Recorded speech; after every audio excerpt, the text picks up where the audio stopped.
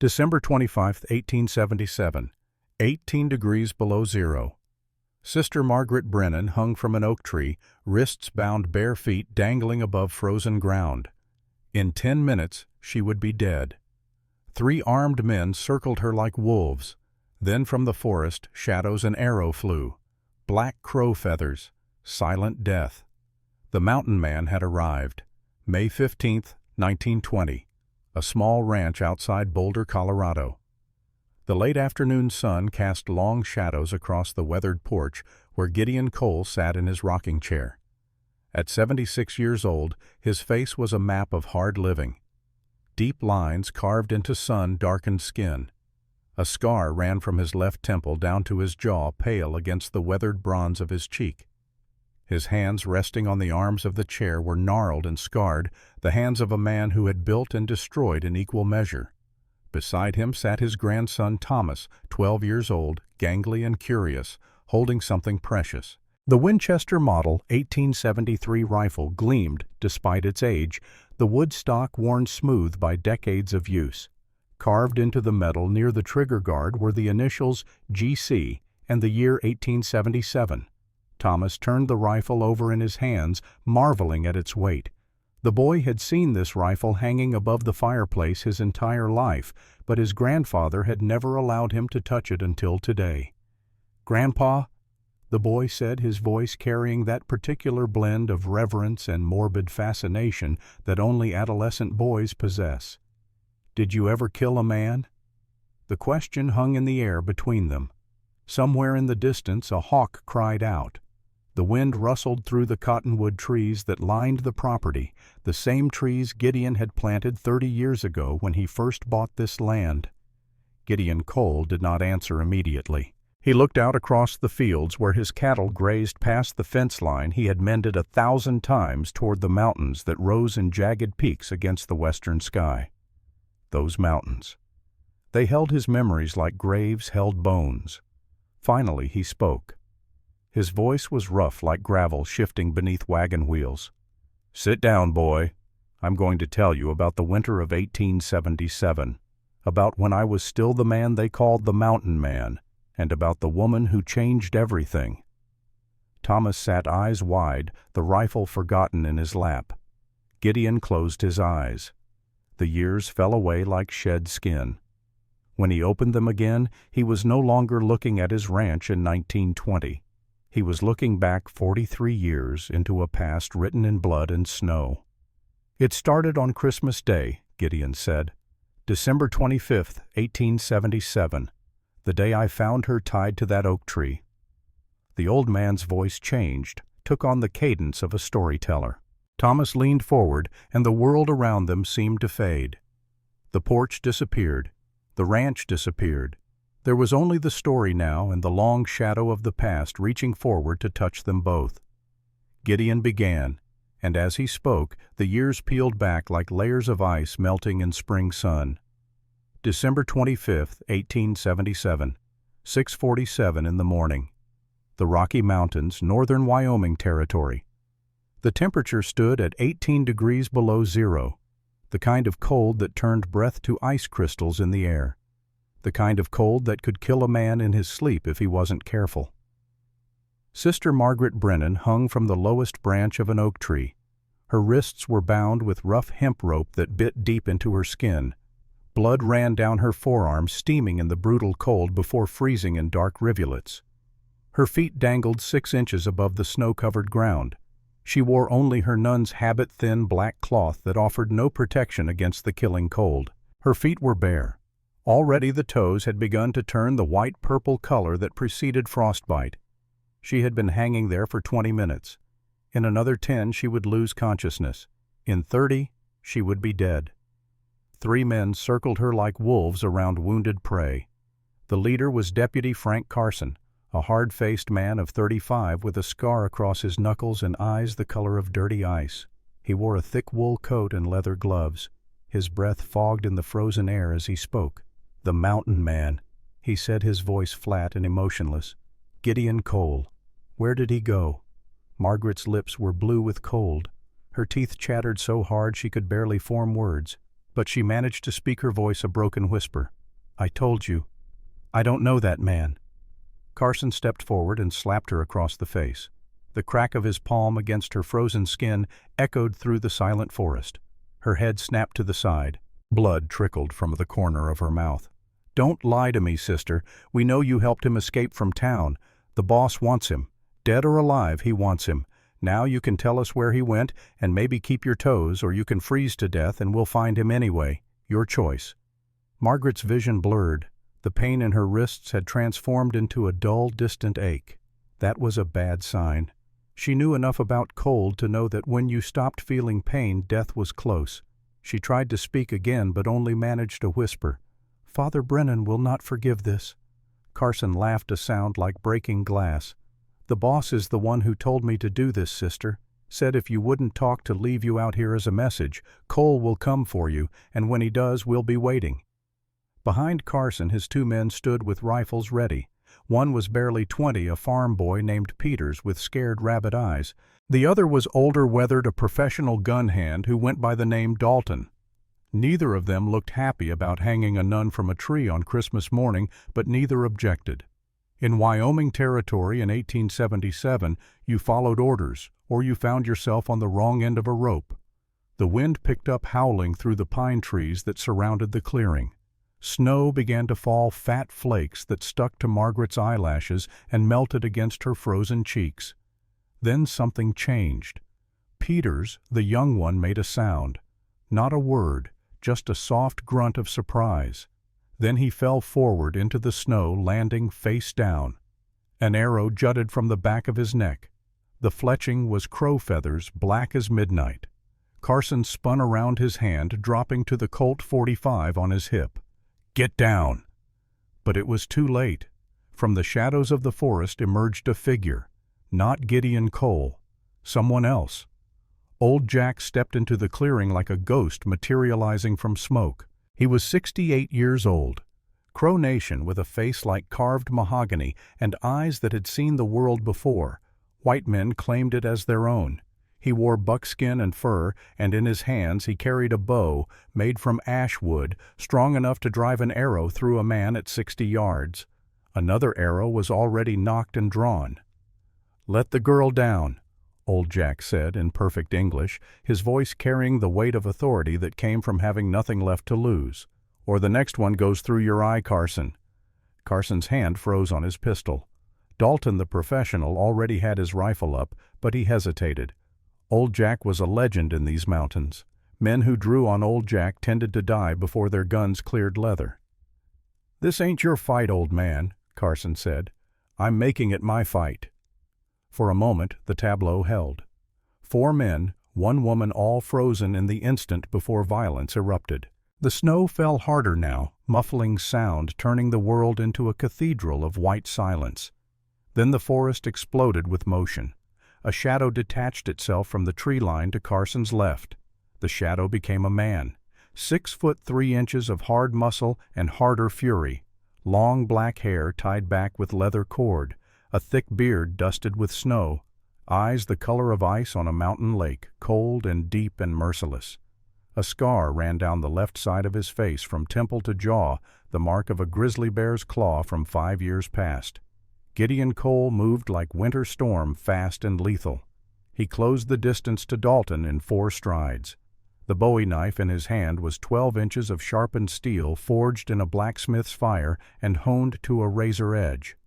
Dalton tried to swing his rifle around, but Gideon was already inside his guard. The fight lasted 4 seconds. Gideon kicked Dalton's knee, driving it backward with a crack of breaking cartilage. As Dalton fell, Gideon stripped the rifle from his hands and spun it around, bringing the stock down hard on the back of Dalton's head. The man crumpled into the snow, unconscious but alive. Carson fired 3 shots.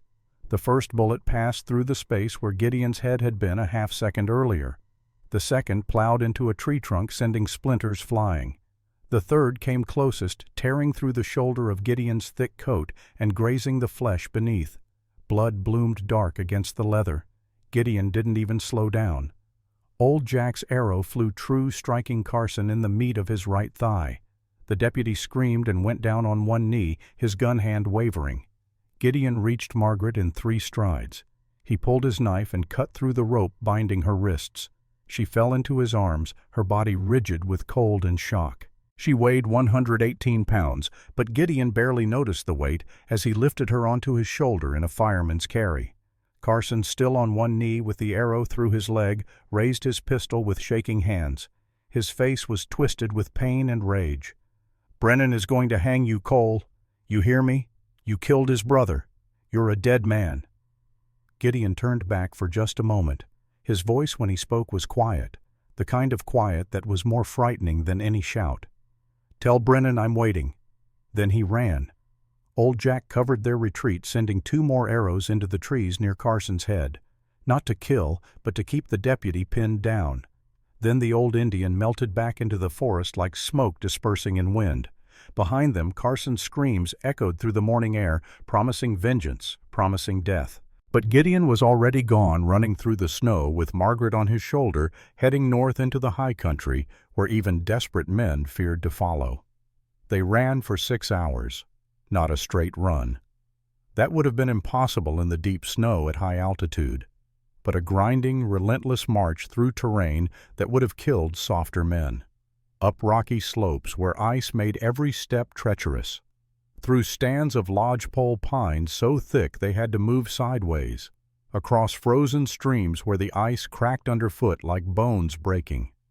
Margaret drifted in and out of consciousness. Sometimes she would mumble words that made no sense. Sometimes she would cry. Once she vomited, and Gideon had to stop and clean her face with snow before continuing. Old Jack ranged ahead and behind, checking their back trail, making sure they weren't being followed. He moved through the forest like a ghost, leaving no tracks, making no sound. 70 years had not slowed him down. Finally, as the winter sun began its early descent toward the western peaks, they reached the cabin. Gideon's cabin sat in a narrow valley 14 miles north of where they'd rescued Margaret, 8,200 feet above sea level, a place where the air was thin and clean and winter lasted 8 months of the year. The cabin was small, built by Gideon's own hands from lodgepole pine logs. One room maybe 20 feet by 15. A stone fireplace dominated one wall. A single window covered with oiled hide let in gray light. A bed frame in one corner built from rough-hewn timber.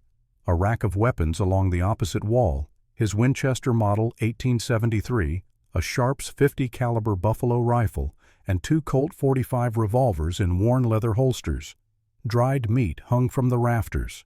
Pelts were stacked in the corner, waiting to be traded come spring. A wooden chest contained his few possessions, extra ammunition, a spare knife, a small leather pouch with $47 in coins and bills, and a single daguerreotype photograph he never looked at but could not throw away. Gideon carried Margaret inside and laid her on the bed. She was still unconscious, her breathing shallow and rapid. Hypothermia. He had seen it before. Men died from it all the time in these mountains. Old Jack was already building a fire. Within minutes, flames crackled in the hearth, throwing dancing shadows across the cabin walls. Gideon covered Margaret with 3 heavy bear fur blankets. Then he set about treating her injuries. Her wrists were raw and bleeding where the rope had cut into them. He cleaned the wounds with whiskey, then wrapped them in strips of clean cloth. Her feet were worse. The toes had gone past white into an ugly purple-black. Frostbite. He couldn't tell yet if she would lose any of them. He packed her feet in lukewarm water, warming them gradually. Too fast and the flesh would die. Too slow and the cold would spread. Then he turned his attention to his own wound. The bullet had grazed his left shoulder, tearing a furrow through the muscle. It hurt like fire, but it was clean. He washed it with whiskey, gritting his teeth against the burn, then bandaged it with more cloth. Old Jack poured whiskey into 2 tin cups and handed one to Gideon. They drank in silence, the liquor burning all the way down. "Why'd you save her?" Old Jack finally asked. His voice was matter-of-fact curious rather than judgmental. "Now you got both Brennan and the church hunting you." Gideon stared into the fire. The flames reflected in his ice-blue eyes, making them seem to burn. "She didn't have anything to do with this. They took her because of me."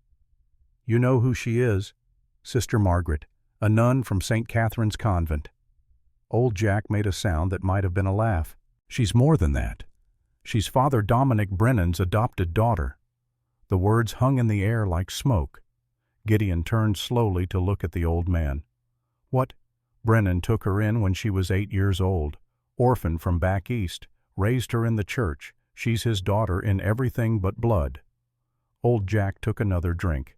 And you just stole her from him. Gideon's jaw tightened. His hands curled into fists. I didn't know. Doesn't matter now. You took her. That makes this personal for Brennan. And when things get personal with that man, people die. Gideon looked back at Margaret, still unconscious on his bed. Even covered in blankets, she shivered. Her face was pale as death, her lips still tinged with blue. She looked fragile, breakable. But something about the set of her jaw, even in sleep, suggested strength beneath the fragility. She'll wake up soon, Gideon said quietly. When she does, we'll find out why Carson thought she knew where I was. And if she doesn't know, then I'll take her back to town and face whatever comes. Old Jack shook his head. You're a fool, Gideon Cole. Been called worse. They sat in silence, then drinking whiskey, listening to the fire crackle and the wind howl outside. The snow kept falling. By morning their tracks would be covered. But that wouldn't stop Brennan. Nothing stopped Brennan when he wanted something. 2 hours later, as full darkness fell across the mountains, Margaret opened her eyes. She woke slowly, fighting her way up from the depths of unconsciousness like a swimmer struggling toward distant light. At first, she didn't know where she was. The last thing she remembered was the cold, the terrible, all-consuming cold that had seeped into her bones until she couldn't feel anything anymore. But now she felt warmth. Heavy blankets pressed down on her. Firelight flickered somewhere to her left, and she could smell wood smoke and leather and something cooking. She tried to sit up. Pain lanced through her wrists and feet sharp enough to make her gasp. Don't move too fast. The voice was deep, rough, the kind of voice that didn't get used much. She turned her head toward the sound. Gideon Cole sat beside the fire, cleaning his rifle with methodical precision. The firelight cast his face in sharp relief, highlighting the scar that ran down his cheek, the hard lines around his mouth and eyes. He didn't look at her as he spoke, just kept working the cloth along the barrel of the Winchester. Margaret pulled the blankets up to her chin. She looked down at herself and realized with shock that she was no longer wearing her habit. Instead, she wore a thick wool shirt that was far too large for her. It smelled of wood smoke and pine sap and something else, something distinctly masculine. Heat flooded her face. My clothes. They were wet. You would have died from the cold. Still, he didn't look at her. Old Jack changed you, not me. Your habit is drying by the fire. She saw it then, hanging from a peg near the hearth. The black cloth steamed gently in the heat. Where am I? My cabin. 14 miles north of where we found you. Old Jack and I. Margaret's memory began to return in fragments. The oak tree, the rope biting into her wrists, Carson's face twisted with cruelty, the arrow appearing from nowhere, the man emerging from the forest like an avenging angel. She looked at Gideon more carefully now. He was exactly as she remembered from that brief, chaotic moment. Tall and broad-shouldered, with long dark hair and a beard that couldn't hide the sharp planes of his face. He wore buckskin pants and a leather shirt, both well worn. A bandage was wrapped around his left shoulder, blood seeping through the cloth. You were shot, she said. Grazed. I've had worse. You saved my life. Finally, he looked at her. His eyes were startling in their intensity, ice blue against his sun-weathered skin.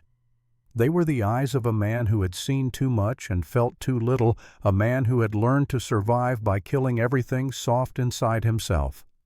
But for just a moment, as he looked at her, something flickered in those cold eyes, something almost human. You shouldn't have been out there, he said quietly. That was meant for me. They wanted to know where you were. And what did you tell them? I told them I didn't know you. A long silence stretched between them. Outside, the wind howled like a living thing, rattling the shutters and seeking entry through every crack in the walls.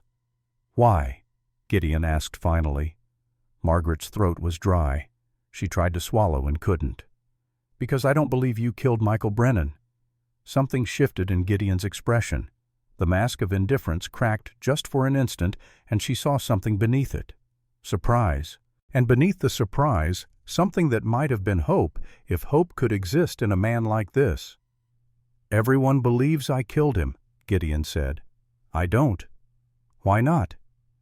Margaret's hands trembled beneath the blankets. She gripped them together, trying to still the shaking. What she was about to say could get her killed, not by this man she somehow knew, but by others, by the people who had power in Cedar Falls, by the man who had raised her. But she had kept silent for too long already. 3 weeks of silence while the truth burned inside her like poison. "Because I saw who really killed him," she whispered. The rifle cleaning cloth fell from Gideon's hand. He stood up slowly, his entire body tensing like a bowstring pulled taut. When he spoke, his voice was barely above a whisper, but it carried the weight of mountains. "What did you say?" Margaret took a deep breath. She looked directly into those ice-blue eyes and spoke the truth that would change everything. 3 weeks ago, December 4th, I was at evening prayers in the chapel at St. Catherine's, around 9 at night. She paused, a distant look in her eyes. "Strange. I've always hated the chapel. Even as a child, something about it made me uneasy. The smell of incense makes me nauseous. Father Dominic said it was just nervousness about prayer, but—" She shook her head as if dismissing the thought. "Anyway, I heard shouting coming from Father Dominic's office. The walls are thick, but the voices were loud enough to carry. I recognized Michael's voice. He was saying something about murders, about not being able to let it continue. He said he was going to the U.S. Marshal." She paused, her breath coming faster now. The memory was vivid, terrible, burned into her mind like a brand. "Then I heard a gunshot, just one. I ran to the office door. It was partially open. I looked inside and I saw them. Michael was on the floor, blood spreading beneath him. And Father Dominic was standing over him with a smoking pistol in his hand." The words tumbled out now, unstoppable as an avalanche. "Father Dominic saw me. He looked right at me. And he said if I ever told anyone what I'd seen, he would kill every orphan child in the convent, all 60 of them. He said he would make it look like an accident, a fire maybe. And he said no one would believe me anyway because I was just a woman, just a nun, and he was a man of God." Tears streamed down Margaret's face now, but her voice remained steady. "Then he told me he was going to blame you, the mountain man who'd been asking questions about land deals and missing prospectors, the man who'd already killed 4 of his hired guns. He said everyone would believe a man like you could murder a good Christian man like Michael Brennan." Gideon stood perfectly still, his fists clenched and unclenched at his sides. The muscles in his jaw worked as if he were chewing on words too bitter to spit out. When he finally spoke, his voice was like gravel grinding beneath iron wheels. "Why would Brennan kill his own brother?" "I don't know. But Michael said something before he died. He said, 'You can't keep killing people to cover your crimes.' Those were his exact words." Old Jack, who had been silent throughout this exchange, stood up from his place near the fire. He walked to the window and peered out through a gap in the hide covering. His weathered face was grave. "Gideon," he said quietly, "there's something you need to know about Brennan's crimes." Gideon turned to face his old friend. "What?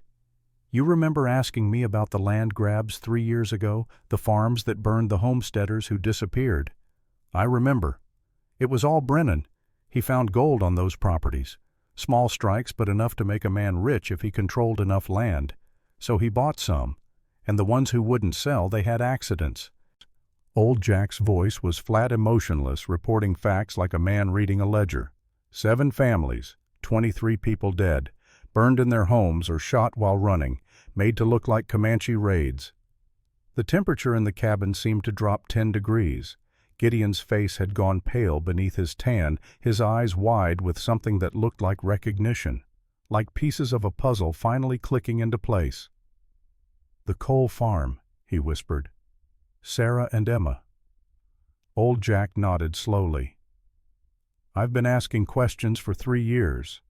Finally found a man willing to talk. one of Brennan's hired guns dying of consumption in a shack outside Laramie. He confessed before he died. Said Brennan ordered the hit on your farm, said your wife refused to sell when Brennan made his offer, so Brennan had them killed and the house burned to make it look like raiders. Gideon's legs seemed to give out. He sat down heavily on the edge of the bed, his head in his hands. His breathing came in short, sharp gasps. Margaret reached out hesitantly and placed her hand on his shoulder. He flinched at the touch but didn't pull away. "Tell me," she said softly. "Tell me what happened to your family." For a long moment Gideon didn't speak. The only sounds were the crackling fire and the wind outside. Then slowly he began to talk. His voice was distant, hollow, like a man speaking from the bottom of a very deep well. October 14th, 1873. I had a wife, Sarah Cole, 26 years old, with red hair and green eyes and a laugh that could light up a whole room, and a daughter, Emma, 3 years old. She had her mother's hair and my eyes. He raised his head, staring into the fire as if he could see their faces in the flames. We had a small ranch near Cedar Falls, nothing fancy, 60 acres. I was a blacksmith, made horseshoes, tools, wagon parts. We weren't rich, but we were happy. Sarah wanted more children. We were trying. Emma wanted a baby brother or sister so bad. His voice cracked. He stopped, swallowed hard, continued. I had to make a delivery to a ranch 2 days' ride away. I didn't want to go. Something felt wrong. But we needed the money, and the man had already paid half up front. So I went. I told Sarah I'd be back in 3 days. She kissed me goodbye at the door. Emma hugged my leg and made me promise to bring her back some candy from the town. A tear ran down his cheek, disappearing into his beard. When I came back, the ranch was still smoking. The house had burned to the ground. The barn was gone. The fences were torn down, and Sarah and Emma were inside. They'd been shot before the fire started. The sheriff said it was Comanches, but I found a brass button in the ashes. It had a B stamped on it. Not an Indian button, a white man's button. Margaret's hand tightened on his shoulder. She felt tears on her own cheeks. I spent 3 years looking for the truth, Gideon continued. I sold everything I owned, gave up my life, came up into these mountains and became what people call me now, a mountain man, a hunter, a tracker, and I hunted the men who killed my family. Did you find them? Margaret asked, though she already knew the answer. I found 4 of them, men Brennan had hired to do his dirty work, men who bragged about burning houses and shooting women while they drank in saloons. His voice went flat again, emotionless. I killed them, not fast, not clean. I wanted them to know why they were dying. I wanted them to feel what Sarah and Emma felt. He looked at Margaret, then his ice-blue eyes meeting hers. So yes, sister, I'm a killer. I've killed men, and I'd do it again. Margaret didn't flinch, didn't pull her hand away. Instead, she squeezed his shoulder harder.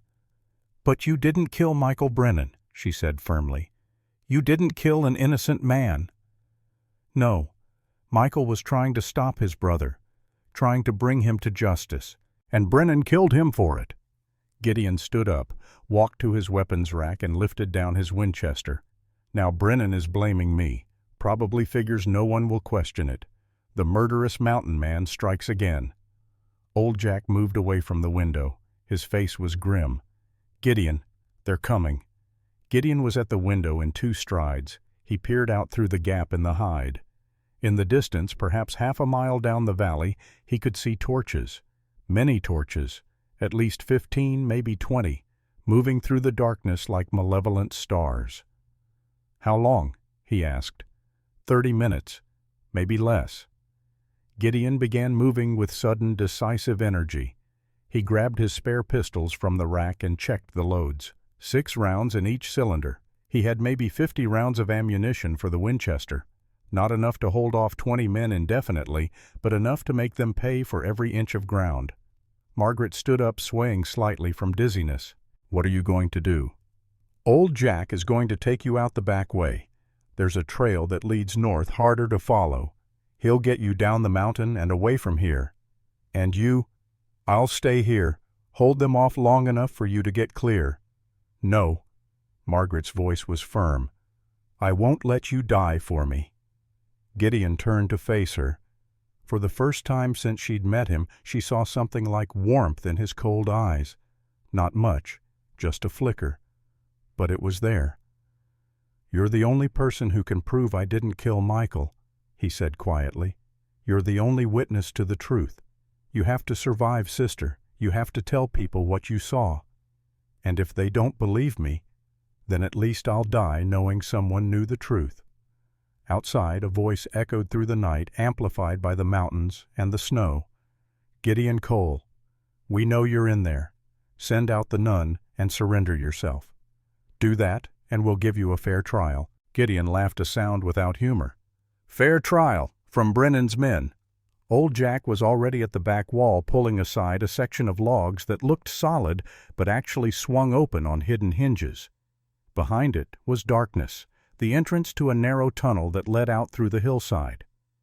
"Built it my first winter here," Gideon said, seeing Margaret's surprise. "Always have two ways out. The mountains taught me that." Margaret moved toward the tunnel, then stopped. She turned back to Gideon. "I'll come back," she said. The words came out fierce, almost angry. "I promise you I will find a way to prove your innocence. I will make them see the truth about Father Dominic." Gideon met her eyes. Something passed between them in that moment, an understanding, a connection forged in blood and cold and desperate circumstances. "I believe you," he said simply. Then the first bullet smashed through the window, spraying splinters of wood across the cabin floor. The siege had begun. Old Jack grabbed Margaret's arm and pulled her toward the tunnel. "Go now! Hurry!" But Margaret resisted for one more moment. She looked back at Gideon, who had already taken position by the window, his Winchester to his shoulder. "What's your real name?" she called out over the sudden roar of gunfire. He glanced back at her, surprised by the question. "What?" "Everyone calls you the Mountain Man or Cole. But what's your given name? Your Christian name?" For just an instant the mask fell away completely. She saw not the hard, dangerous killer, but the man beneath. The blacksmith who had loved his wife and daughter. The man who had lost everything and rebuilt himself from rage and grief. "Gideon," he said. "My name is Gideon. I'll pray for you, Gideon Cole. Pray for yourself, sister. You're going to need it more than me." Then old Jack yanked her into the tunnel, and she was running through darkness, her bare feet stumbling over loose rock, the sound of gunfire fading behind her as they descended into the earth and emerged somewhere on the far side of the ridge. Behind them, Gideon Cole began his last stand. He counted 18 torches, 18 men, maybe more. They had spread out in a rough semicircle around the cabin, using the trees and rocks for cover. Smart. These weren't amateurs. Carson's voice rang out again. "This is your last chance, Cole. Send out the nun, and we'll make it quick." Gideon didn't bother answering. He sighted down the Winchester's barrel and fired. The shot was perfect, exactly as he'd intended.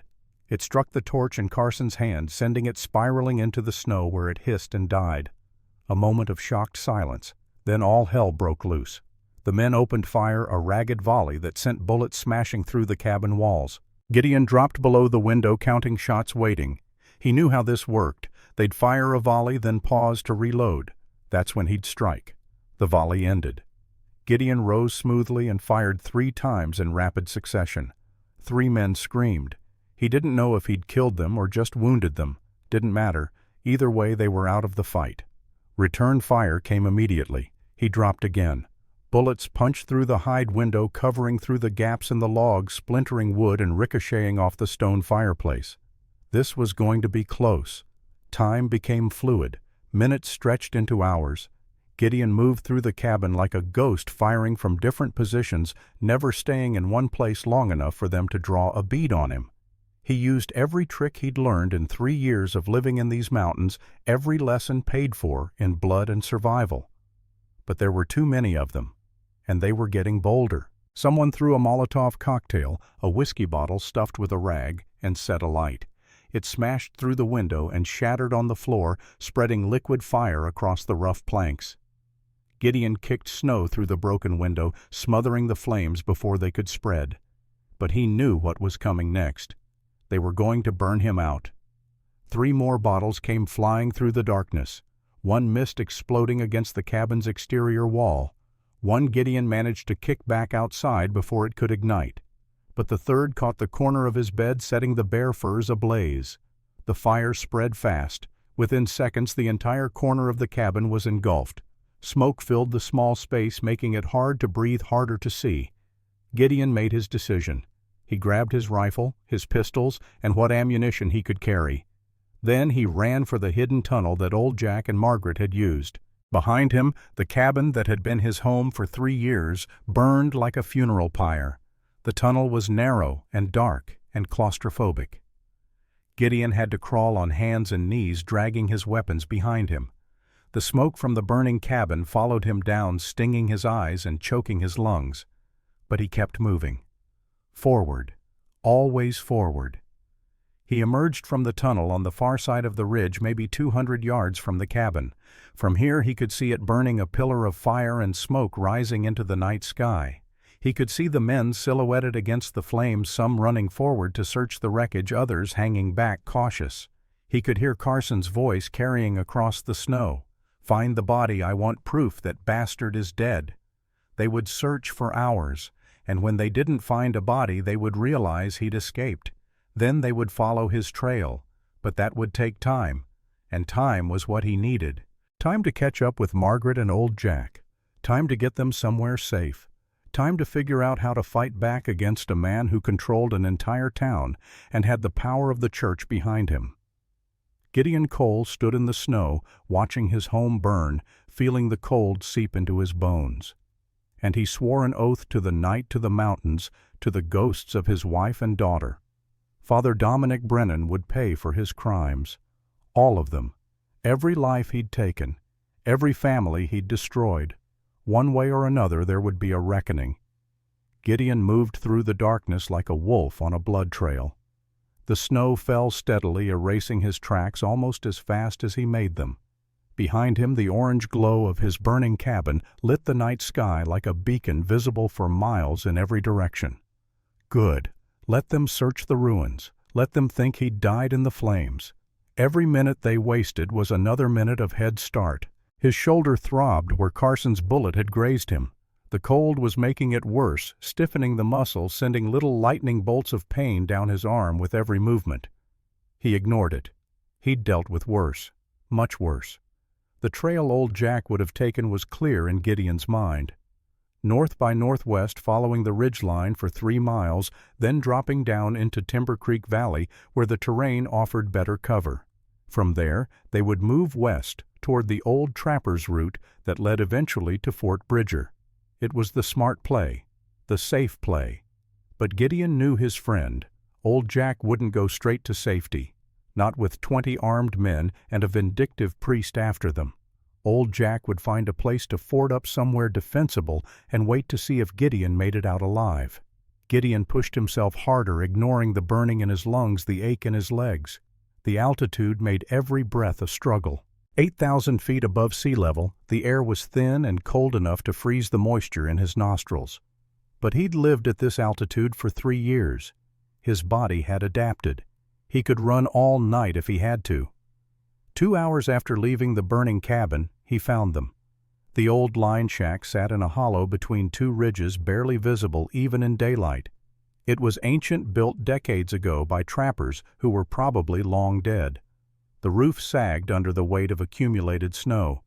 One wall had partially collapsed, but it offered shelter from the wind and concealment from searching eyes. Gideon approached carefully, watching for sentries, listening for any sound that didn't belong to the forest. Old Jack was too smart to be caught by surprise, which meant he already knew Gideon was coming. "Step into the light where I can see you." Old Jack's voice came from the darkness to Gideon's left. Gideon turned slowly, hands visible, and moved into the patch of moonlight that filtered through the pine branches. "It's me. Figured as much. Dead men don't walk that quiet." Old Jack emerged from the shadows, his rifle lowered but ready. "Thought maybe you'd gone and gotten yourself killed. Takes more than 20 men to kill me. 21 by my count. Carson brought reinforcements. The old Indian gestured toward the line shack. The woman's inside, sleeping, or pretending to. Gideon ducked through the low doorway. The interior was barely warmer than outside, but at least the walls blocked the wind. Margaret sat in the corner wrapped in old Jack's heavy fur coat. Her eyes were open, reflecting the dim moonlight that seeped through cracks in the walls. She looked at Gideon for a long moment as if confirming he was real and not a ghost. Then she spoke, her voice barely above a whisper. "You're alive. For now. Your cabin. Gone. They burned it." Something flickered in her eyes. Guilt, maybe, or sorrow. "I'm sorry. Because of me, you lost your home." Gideon sat down against the opposite wall, wincing as the movement pulled at his wounded shoulder. "It was just a building. I've lost worse." Old Jack entered behind him and secured the door as best he could with the warped wood. "We need to talk about what happens next." "I know what happens next," Gideon said. "We get Margaret somewhere safe, then I deal with Brennan. Deal with him how he's got the whole town under his thumb, the sheriff, the deputies, half the merchants. He owns that place like a man owns his horse. Then I'll have to take him somewhere he doesn't own." Margaret leaned forward. In the dim light, Gideon could see the exhaustion etched into her face, the dark circles under her eyes, the way her hands trembled, even wrapped in the thick fur. But her voice was steady when she spoke. "There's a U.S. Marshal in Denver, James Thornton. Michael mentioned him in his diary." Both men turned to look at her. "What diary?" Gideon asked. Michael kept a journal.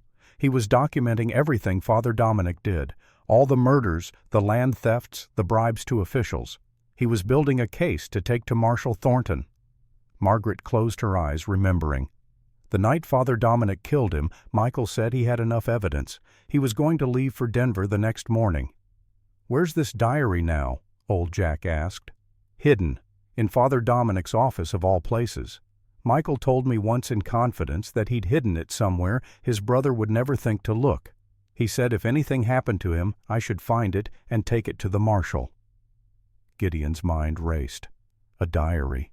Physical evidence. Testimony from a dead man that could corroborate Margaret's witness account. It might be enough. It might actually be enough to bring Brennan down. "We have to go back," he said. Old Jack barked a laugh. "Back to Cedar Falls. You're talking about walking straight into the noose. Not if we're smart about it. There's no smart way to walk into a town full of men who want you dead." Gideon stood up, pacing the small confines of the shack. His mind was already working through possibilities, strategies, angles of approach. How many men does Brennan have? Really have, I mean. Men loyal to him, not just hired guns doing a job. Margaret thought about it. Maybe 15 who are truly his. Men who've profited from his schemes or who are too afraid of him to turn. The rest are just townspeople who believe his lies. 15 men. Gideon nodded slowly. And how many people in that town hate him? People he's stolen from people whose families he's destroyed. I don't know. Dozens, maybe. But they're all too scared to speak up. "Fear is just another kind of cage," old Jack said quietly. "Break the lock and people will walk out on their own." Gideon stopped pacing and looked at his old friend. "You thinking what I'm thinking? That we need an army of our own?" "Yeah, I'm thinking it. Question is, can we build one fast enough?" Margaret stood up, swaying slightly. Gideon moved to steady her, but she waved him off. "There are people who would help, people Father Dominic has wronged. I know some of them. I've heard their confessions, seen their pain." "Confessions are supposed to be secret," Gideon said. "I won't reveal what was said in the confessional, but I can tell you who has reason to hate Dominic Brennan." She counted on her fingers. "Jacob Miller. Brennan stole his family's land 5 years ago, claimed they owed back taxes they'd already paid. Jacob's been living in the mountains ever since, barely surviving." "I know Miller," old Jack said. "Good man, good with a rifle." "Mary Beth Harrison," Margaret continued. "She runs the Red Canyon Saloon. Her husband died in one of Brennan's mines 3 years ago. The mine collapsed because Brennan cut corners on safety to save money. 6 men died. Mary Beth knows it was negligence, not an accident." "Who else?" Gideon asked. "Samuel Chen. He owns a laundry in town. Brennan's men beat him badly last year when he couldn't pay their protection fees. Sam nearly died." Margaret's voice hardened. "And Deputy Marcus Flynn. His son went blind from scarlet fever because they couldn't afford medicine. Brennan had promised to fund a town doctor with church money, but he embezzled it instead. Marcus knows. His wife told me he's been looking for a way to bring Brennan down without getting his family killed." Gideon felt something unfamiliar stirring in his chest, something that felt almost like hope. 4 people, maybe 5 counting us. That's not much of an army. "It's a start," old Jack said. Margaret moved to the door and peered out through a crack in the wood. Dawn was still hours away, but the sky had that quality of deep darkness that comes just before the first hint of light. "We'll need a plan, a real plan, not just charging in with guns blazing." "I don't do subtle," Gideon said. "Then it's a good thing I do." Margaret turned back to face him. Even exhausted and injured, even dressed in borrowed clothes too big for her frame, she carried herself with a quiet authority. "I know that town. I know Father Dominic's routines, his habits, his weaknesses, and I know where he keeps his secrets." "The diary," Gideon said. "Not just the diary. He has a safe in his office. I've seen him open it. Inside are ledgers, documents, deeds to properties he stole. Everything we'd need to prove his crimes." Old Jack shook his head admiringly. "A nun who knows how to crack a safe. Now I've seen everything. I don't know how to crack it, but I know the combination. I saw him open it once when he thought I was asleep." Margaret's smile was cold. "I have a very good memory for numbers." Gideon found himself smiling too, the first genuine smile in longer than he could remember.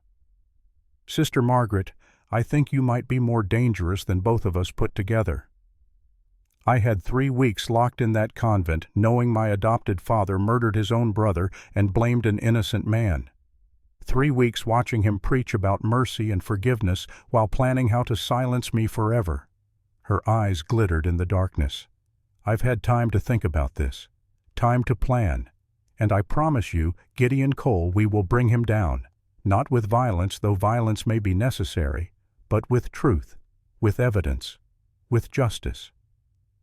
The 3 of them stood in the ruined line shack as the wind howled outside and the temperature dropped toward the bitter cold that marked the hours before dawn.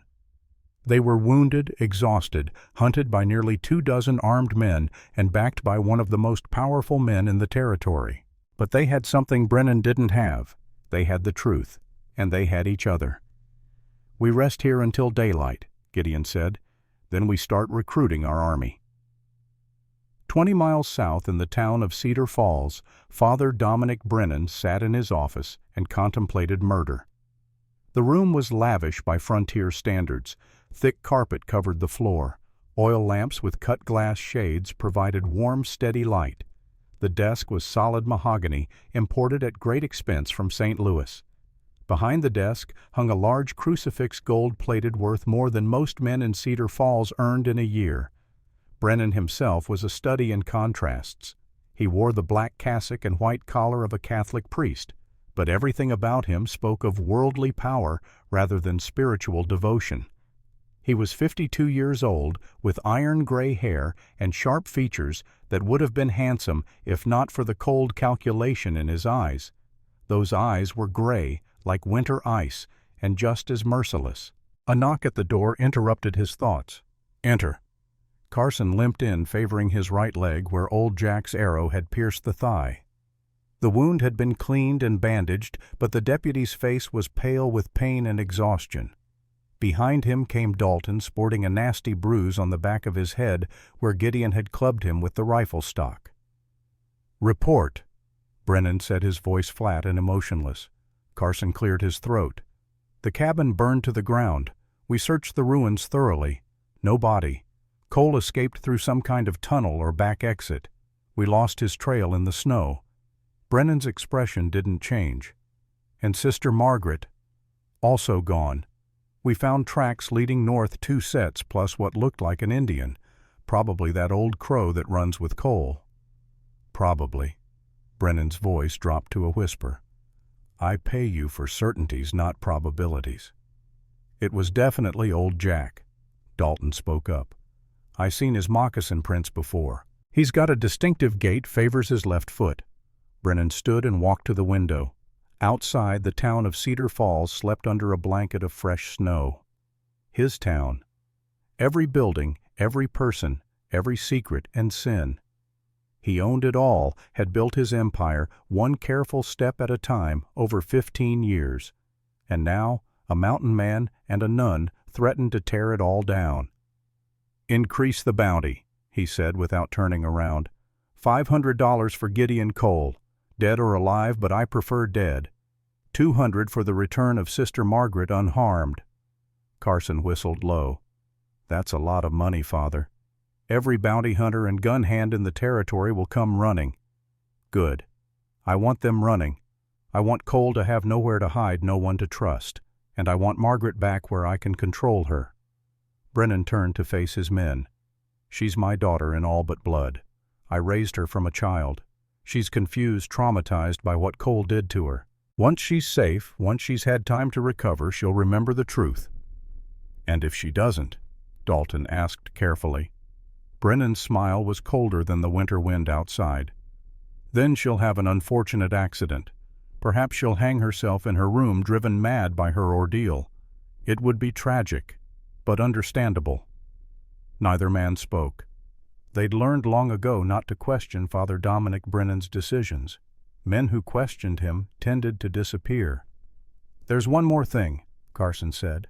"We found something in the cabin ruins, a metal box fireproof. It survived the blaze." He placed a small steel lockbox on the desk. The metal was scorched black, but intact. Brennan opened it with interest. Inside was a single daguerreotype photograph. It showed a young woman with red hair and a small child, maybe 3 years old. Both were smiling at the camera with the kind of joy that comes from not knowing how short and brutal life can be. On the back, written in careful script, "Sarah and Emma Cole, June 1873.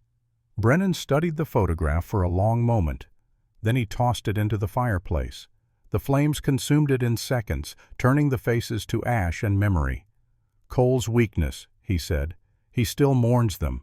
Men who mourn are men who can be manipulated. Remember that."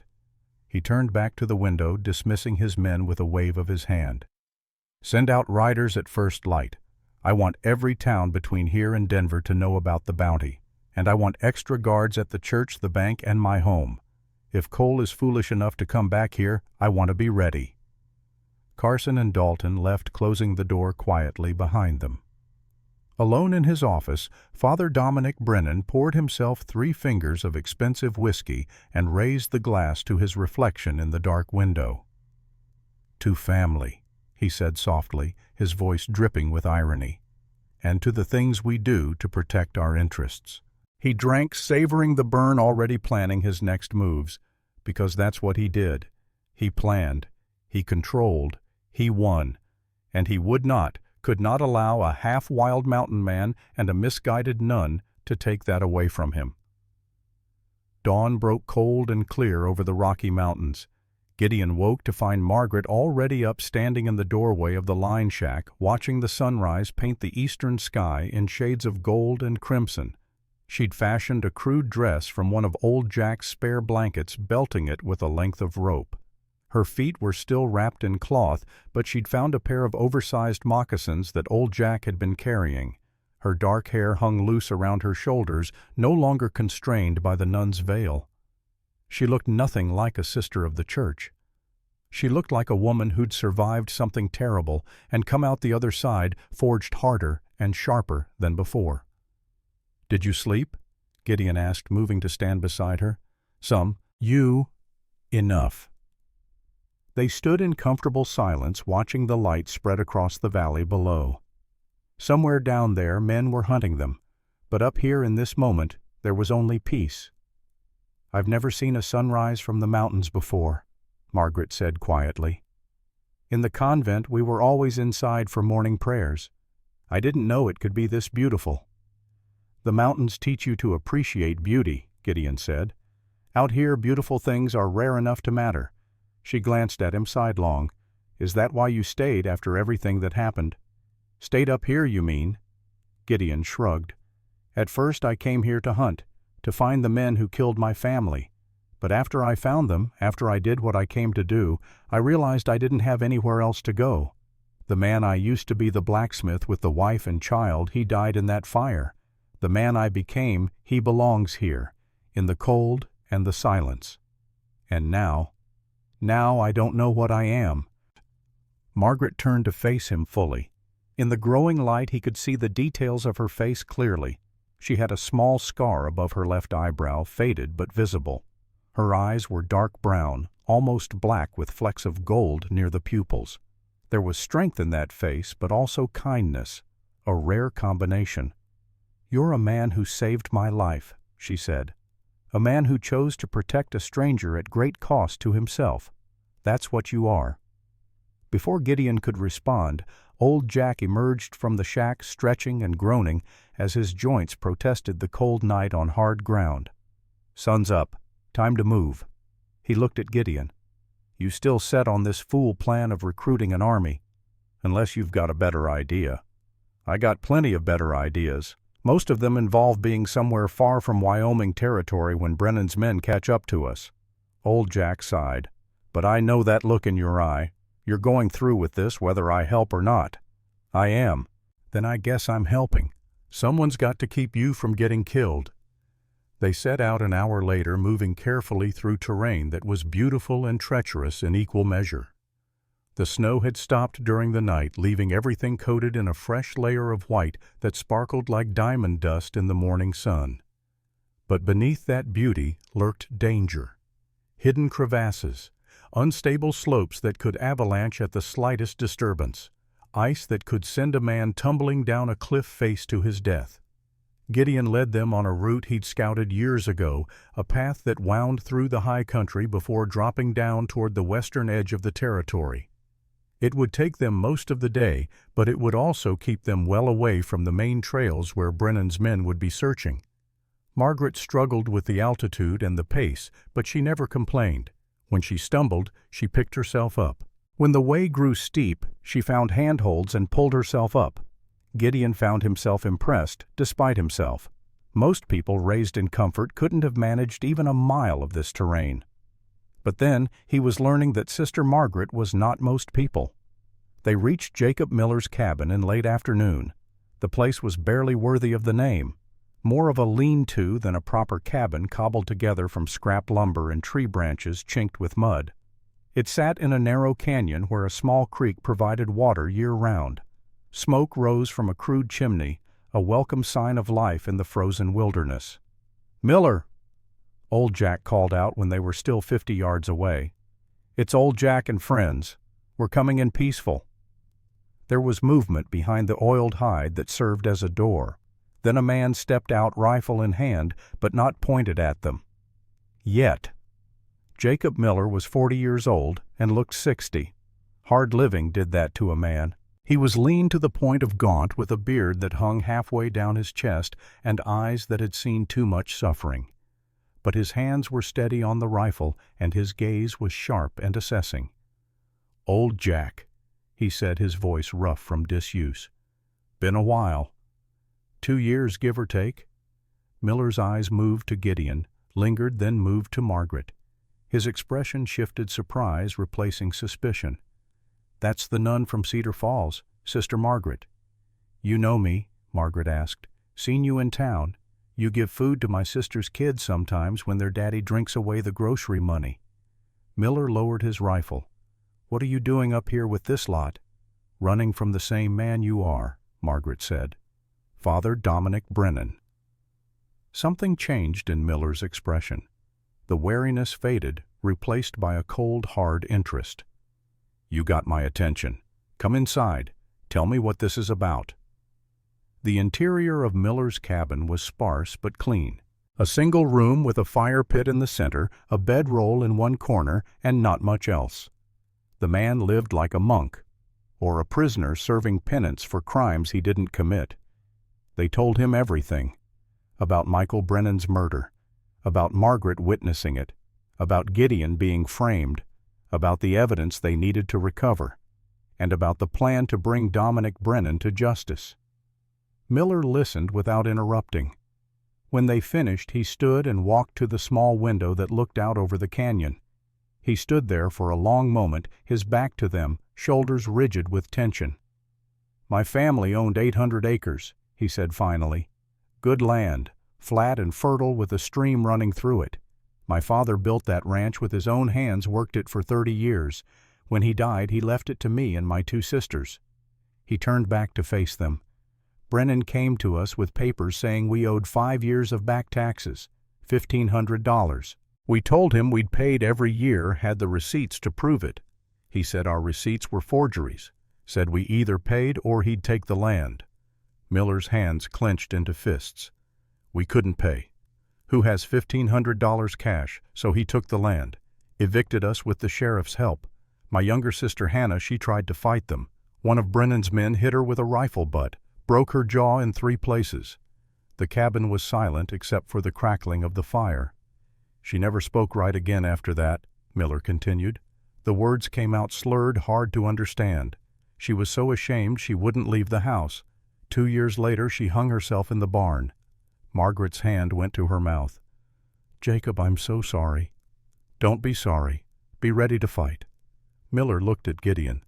"You're asking me to go up against the most powerful man in the territory, a man who owns the law, the church, and half the businesses in 3 counties. That about right?" "That's right," Gideon said. "And you think the 5 of us, plus whoever else we can recruit, can take him down? I think we can expose him. Once people see proof of what he's done, they'll turn on him. Powerful men fall fast when the truth comes out." Miller considered this. Then he walked to his bedroll, reached underneath, and pulled out a Winchester rifle wrapped in oiled cloth. He unwrapped it carefully, checking the action, running his hands over the stock with the care of a man who knew his life might depend on this weapon. "I'm in," he said simply. "When do we start?" By nightfall they'd made their way to the outskirts of Cedar Falls.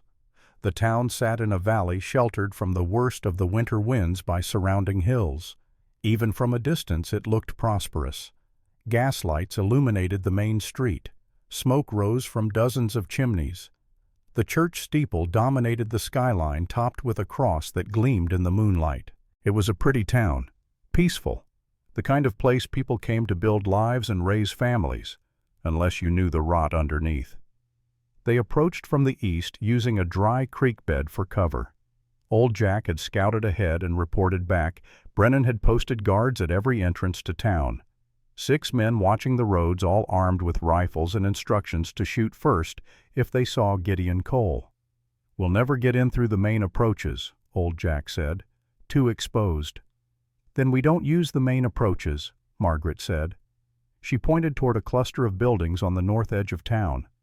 "That's the Red Canyon Saloon, Mary Beth's place. There's a root cellar that opens into the alley behind it. I used to bring her supplies through there when the church made donations." "A nun sneaking through root cellars," Miller said with a hint of amusement. "There's a story there, I reckon." "Mary Beth isn't allowed to enter the church," Margaret explained. "Father Dominic says women who run saloons are fallen and need to repent before they can receive communion. But I didn't think food should depend on someone's profession, so I found another way." Gideon found himself smiling again. This woman was full of surprises. They waited until full dark, then made their approach. The root cellar entrance was exactly where Margaret said it would be, hidden behind a tangle of dead brush and partly covered with snow. Old Jack stayed outside to keep watch while Gideon, Margaret, and Miller descended the rough wooden stairs into darkness. The cellar smelled of earth and potatoes and aging beer. Dim light filtered down from above, coming through cracks in the floorboards of the saloon. They could hear footsteps, voices, the clink of glasses. Margaret led them to another set of stairs at the far end. These went up into what proved to be a storeroom behind the saloon's main bar. She opened the door a crack and peered out. "Mary Beth is at the bar, alone. This is good timing." They slipped into the storeroom and waited while Margaret went to get the saloon owner. Through the crack in the door, Gideon could see the main room. It was surprisingly nice for a frontier saloon. Clean sawdust on the floor, tables that didn't wobble, a piano in the corner, though no one was playing it at the moment. There were maybe a dozen men scattered around the room drinking and playing cards. None of them looked like Brennan's hired guns, just working men, miners, and ranch hands enjoying a drink after a hard day. Margaret approached a woman behind the bar. Mary Beth Harrison was 35 and still beautiful despite the hard lines that life had carved around her eyes and mouth. She had red hair pulled back in a practical bun and wore a simple dress with an apron over it. When Margaret whispered something to her, Mary Beth's eyes went wide. She looked toward the storeroom, then back at Margaret, then nodded slowly. 5 minutes later, Mary Beth entered the storeroom and closed the door behind her. She looked at Gideon and Miller with a mixture of curiosity and wariness. "Sister Margaret says you're here to take down Dominic Brennan." "That's the plan," Gideon said. "Good. I'll help." She said it without hesitation, without asking for details or guarantees. "What do you need?" Margaret stepped forward. "Information, safe places to meet, and we need to reach Deputy Marcus Flynn without Brennan knowing." Mary Beth nodded. "Marcus comes in here every Tuesday night, says he's checking for disturbances, but really he just needs somewhere to drink away from the other deputies. Tomorrow's Tuesday. He'll be here." "What about weapons?" Miller asked. "Supplies. I've got a storage room in the basement. My late husband used to supply the mining camps. There's dynamite down there blasting caps' fuses. Some rifles and pistols, too, from miners who couldn't pay their tabs." She smiled grimly. "Help yourself." Over the next hour they made their plans. Mary Beth would contact Samuel Chen and arrange a meeting. They would wait until Marcus Flynn arrived tomorrow night, then bring him into the conspiracy. Once they had their core group together, they would plan their assault on Brennan's office to recover Michael's diary and the safe contents. It was a thin plan full of holes and dependent on too many things going right. But it was a plan. As they talked, Gideon found himself watching Margaret. She'd transformed over the course of the day. The frightened nun, hanging from a tree that morning, had become someone else entirely. She spoke with authority, now made decisions, contributed ideas. She knew this town and its people in ways that Gideon never could. She was remarkable and dangerous. And Gideon was beginning to realize that she might be the most crucial piece of this entire endeavor. They spent the night hidden in Mary Beth's cellar. It wasn't comfortable, but it was warm and dry and safe as anywhere could be with a price on their heads. Gideon took first watch sitting at the top of the cellar stairs, where he could see both the storeroom door and the entrance from outside. Margaret couldn't sleep either. She sat on a barrel nearby, wrapped in a blanket, staring at nothing. "What are you thinking about?" Gideon asked quietly. "My life. How quickly it's changed." She looked at him. 4 days ago I was a nun. I had routines, prayers, duties. I knew exactly who I was and what I was supposed to do. Now I don't know anything." "You're still you." "Am I?" "The person I was wouldn't be planning to break into a priest's office and steal documents, wouldn't be consorting with wanted men and planning what amounts to a small rebellion. The person you were also wouldn't have survived being tortured and left to freeze to death," Gideon pointed out. "Sometimes circumstances change us, force us to become what we need to be." Margaret was quiet for a moment. Then she asked, "Do you miss who you used to be?" "The blacksmith." Gideon thought about it, really thought about it. Every day. But that man died with Sarah and Emma. I can't bring him back any more than I can bring them back. But you could choose to be someone new, someone different from the mountain man. Could I? Or am I just this now forever? "I think," Margaret said slowly, "that we're always becoming who we choose to be. The past shapes us, but it doesn't have to define us." Gideon looked at her in the dim light. "Is that what you're doing? Choosing who to become?" "I'm trying. I don't know if I'm succeeding. For what it's worth, I think the person you're becoming is brave and strong and worthy of respect." Margaret smiled a real smile that reached her eyes. "Thank you, Gideon Cole." They sat in comfortable silence after that two people who'd lost everything, finding an unexpected kinship in their shared purpose. Tomorrow would bring new dangers, but tonight, in this moment, they were safe, and that was enough. Tuesday evening came with fresh snow and falling temperatures. Gideon stood in the shadows behind the Red Canyon Saloon, watching the main street through gaps in the buildings. The town looked peaceful in the gathering dusk. Lamplight spilled from windows. Smoke rose from chimneys. People hurried home through the cold collars turned up against the wind. But beneath that peaceful surface, Gideon could feel the tension. Brennan's men were everywhere.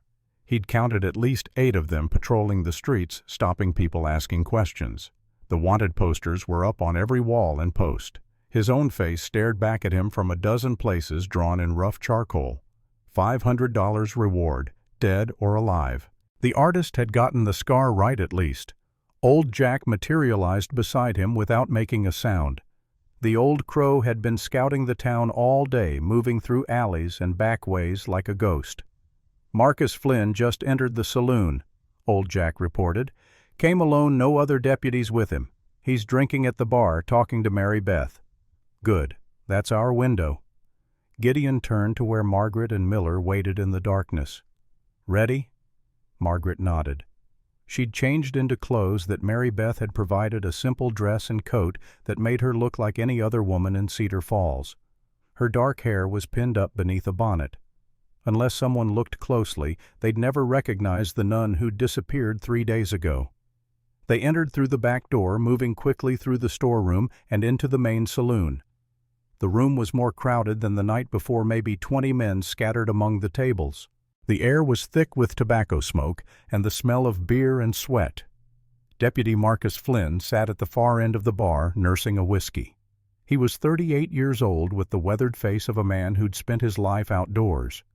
There was a hardness to him, but also a weariness.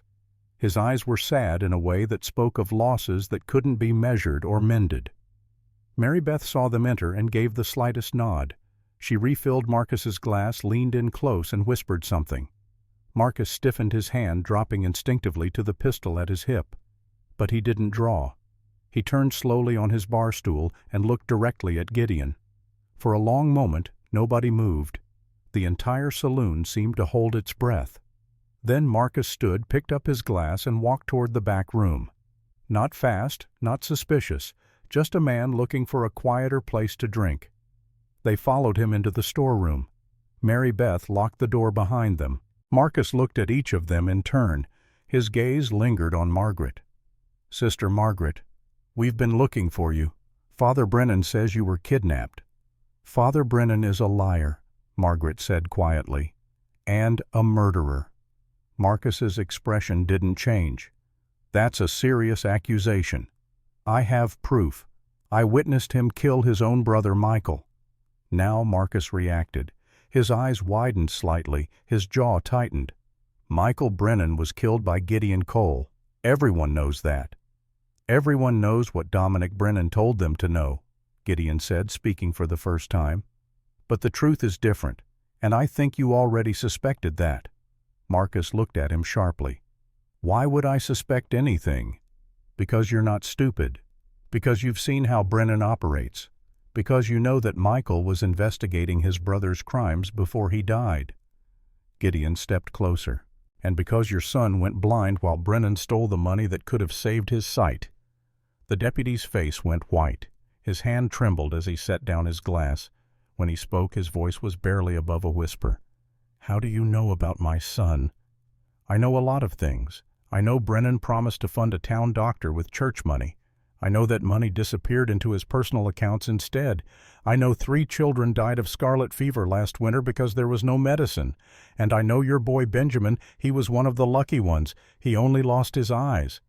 Marcus turned away, his shoulders shaking. Don't talk about my boy." Margaret moved to his side and placed a gentle hand on his arm. "We're not trying to hurt you, Marcus. We're trying to stop Brennan from hurting anyone else. But we need your help."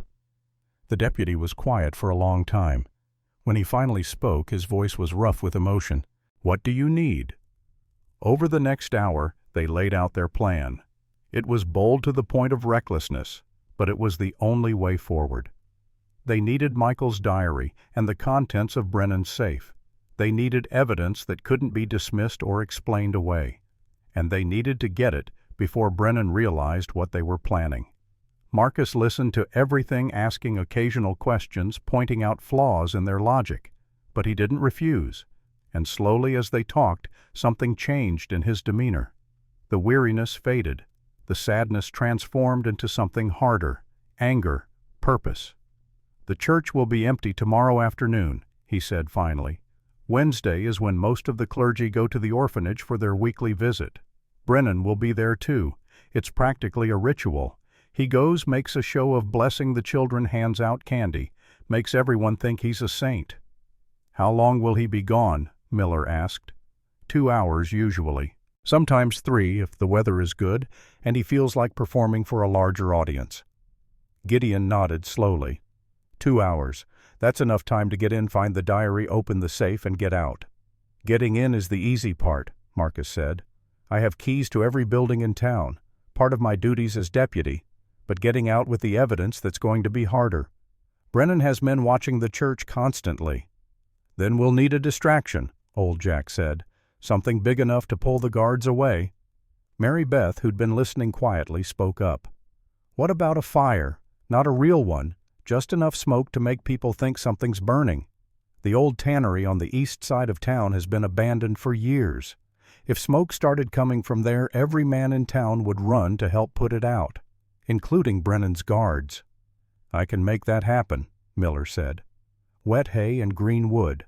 Creates lots of smoke, very little actual fire, easy to control." The plan was coming together. Gideon felt that old familiar feeling, the one he used to get before a hunt. A tightening in his chest, a sharpening of his senses, everything narrowing down to a single point of focus. "We'll need one more person," Margaret said. "Someone who can get us into Brennan's office without raising suspicion. Someone the guards would expect to see there." Everyone looked at her. "You," Gideon said. "Me. If I walk in through the front door, tell them Father Brennan sent for me, they'll let me pass. They won't question it. And once I'm inside, I can let you in through the back entrance." "Too dangerous," Gideon said immediately. "If something goes wrong, if Brennan comes back early, you'll be the first one he finds." Margaret met his eyes steadily. "This was always going to be dangerous, for all of us. But I know that building better than anyone. I know where Brennan keeps his keys, which floorboards creak where the guards patrol. You need me." She was right, and Gideon knew it, but that didn't make him like it any better. "If we're doing this," Marcus said, "we do it tomorrow. Every day we wait is another day Brennan brings in more guns. Word is he's got bounty hunters coming in from as far as Denver. Once they arrive, we'll never get near him." They agreed. Tomorrow afternoon. 2 o'clock, when Brennan would be at the orphanage and the church would be vulnerable. 24 hours to prepare. 24 hours until they risked everything on one desperate gamble. As the meeting broke up, Gideon pulled Margaret aside. "You don't have to do this," he said quietly. "You could leave. Head to Denver. Find Marshal Thornton. Tell him everything. Let the law handle it." Margaret shook her head. "By the time I reached Denver and convinced the marshal to act, Brennan would know I was gone. He'd destroy the evidence, kill anyone who might testify against him, and disappear. You know that as well as I do. At least you'd be safe." "I don't want to be safe, Gideon. I want to be free, and I'll never be free as long as Brennan is alive and in power. He'll hunt me forever." She touched his arm gently. "Besides, I made you a promise. I said I'd prove your innocence. I intend to keep that promise." Looking into her dark eyes, seeing the determination there, Gideon realized something that surprised him.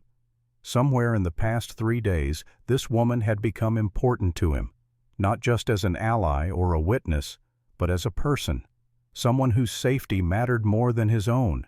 It was a dangerous feeling. He'd sworn after Sarah's death never to care about anyone again. Caring meant vulnerability. Vulnerability meant pain. But it was too late now. He cared, and there wasn't a damn thing he could do about it. The next morning, Samuel Chen arrived at the saloon just after dawn. He came through the back entrance, moving quickly despite his age. Sam was 45 years old, small and wiry, with the weathered hands of a man who'd spent his life working with lye and hot water. He wore simple clothes and a queue down his back, traditional, despite living in a town that often treated Chinese immigrants with contempt, or worse. Mary Beth brought him down to the cellar where the group had spent the night. Sam looked at each of them carefully, his dark eyes missing nothing. "Mary Beth told me you planned to destroy Father Brennan," he said. His English was perfect with only the slightest accent. "I want to help." "It's going to be dangerous," Gideon warned. "Everything is dangerous for men like me in towns like this." Sam's voice was matter-of-fact without self-pity. "I have been beaten, robbed, had my business burned twice, all because I am Chinese and therefore easy to victimize. Brennan's men are the worst, but they are not the only ones." He pulled up his shirt, revealing a mass of scar tissue across his ribs and back, old burns mixed with marks from a whip or rope. "Last year, when I could not pay their protection money, they did this. Then they threw me in the street and told everyone I had been in a cooking accident. No one questioned it. No one cared." He lowered his shirt. "So, yes, I will help. What do you need?" They explained the plan. Sam listened intently, nodding occasionally. When they finished, he smiled for the first time. "I worked on the railroad for 10 years before coming here. I know explosives. I know how to create diversions. And I know how to be invisible when necessary." He looked at Miller. "Show me this tannery. I will make smoke that can be seen for miles. But I will also make sure no one gets hurt and nothing truly burns." By noon, everything was in place. Miller and Sam had scouted the tannery and prepared their smoke bombs. Marcus had confirmed that Brennan would be at the orphanage from 2 until 4.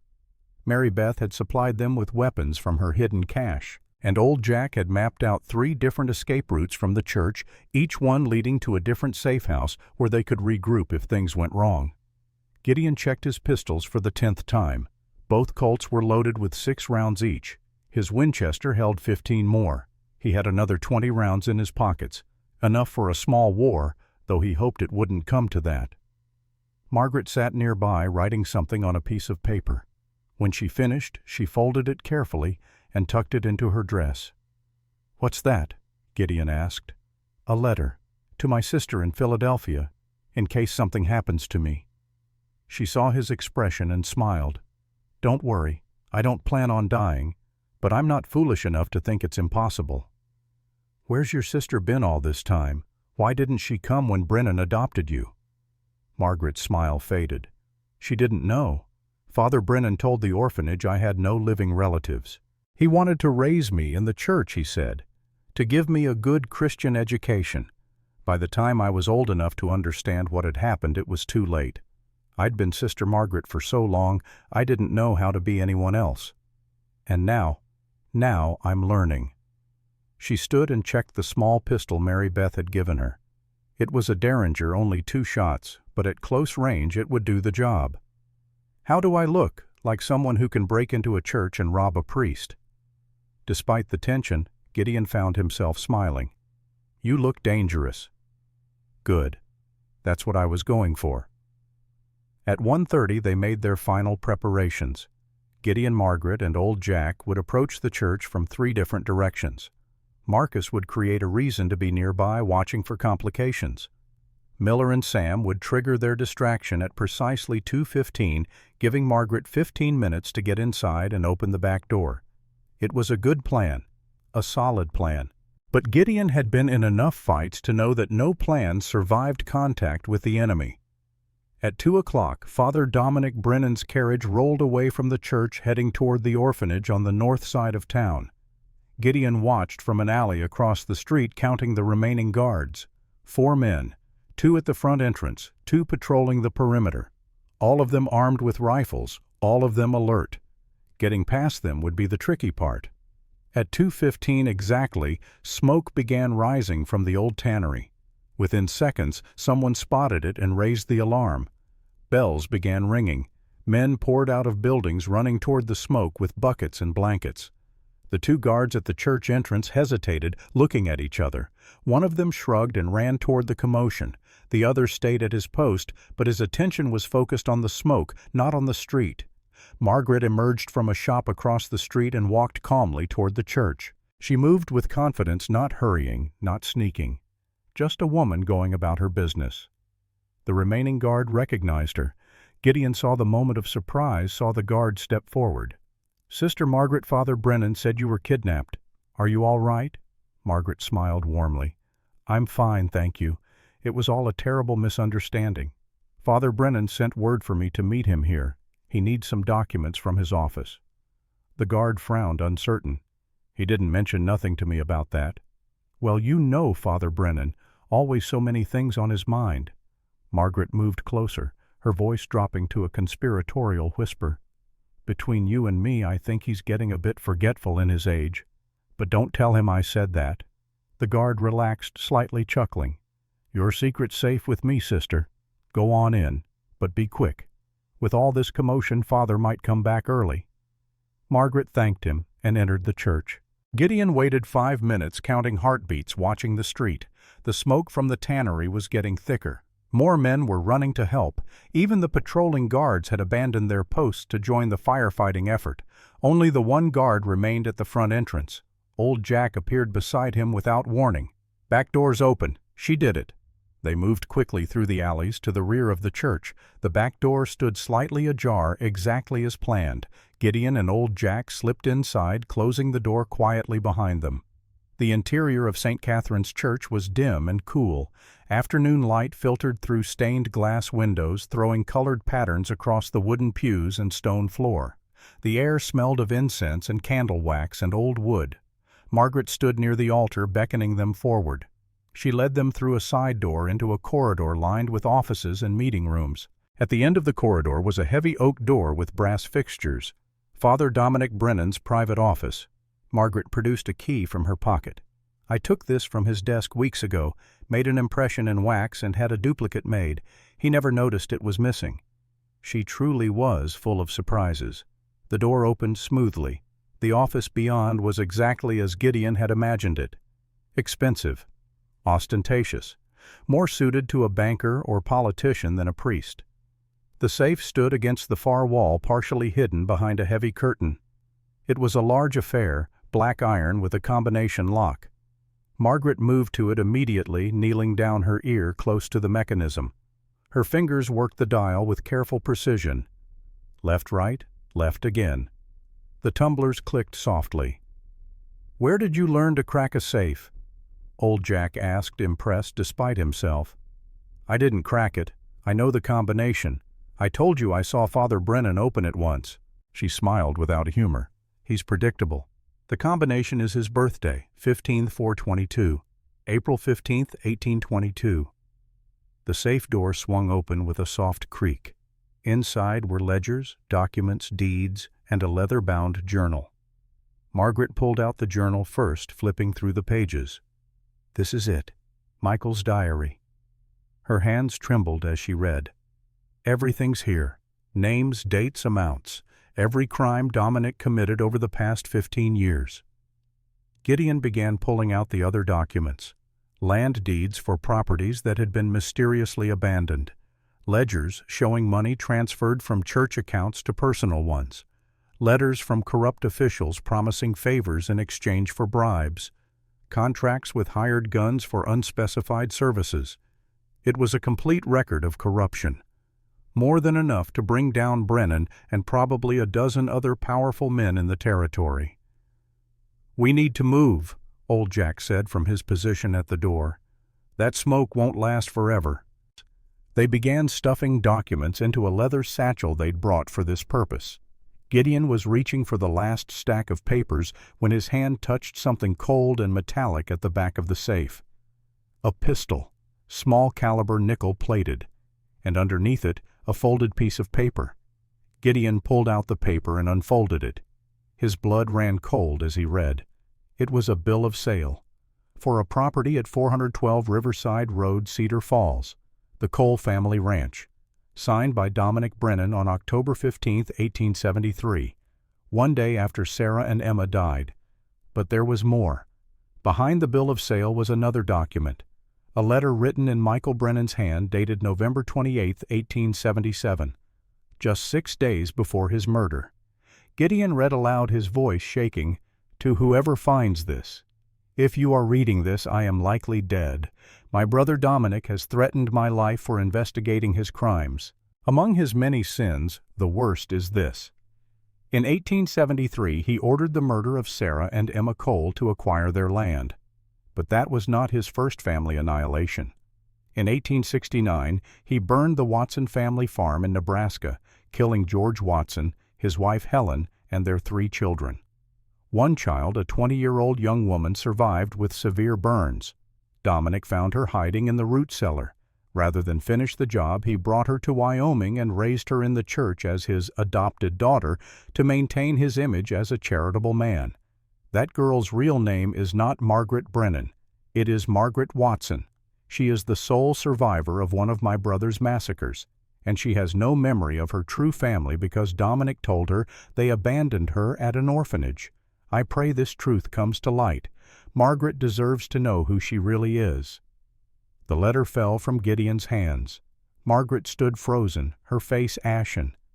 "No," she whispered. "That's not possible. I remember the orphanage in Philadelphia. I remember—" "What do you remember?" old Jack asked gently. "Real memories or stories Brennan told you?" Margaret's hands went to her temples. I remember a fire. I've always had nightmares about fire.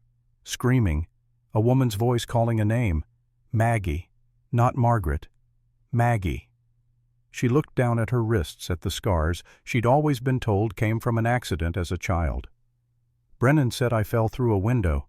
But these scars, they're burn scars, aren't they?" Gideon picked up the letter again. "Michael wrote that you survived hidden in a root cellar. The burns must have happened when you tried to escape." "He killed my family," Margaret said, her voice breaking.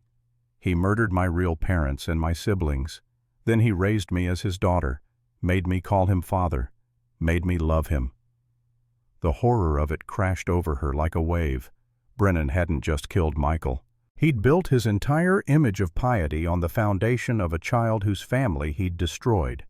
"That monster," she said, rage replacing shock. "That absolute monster."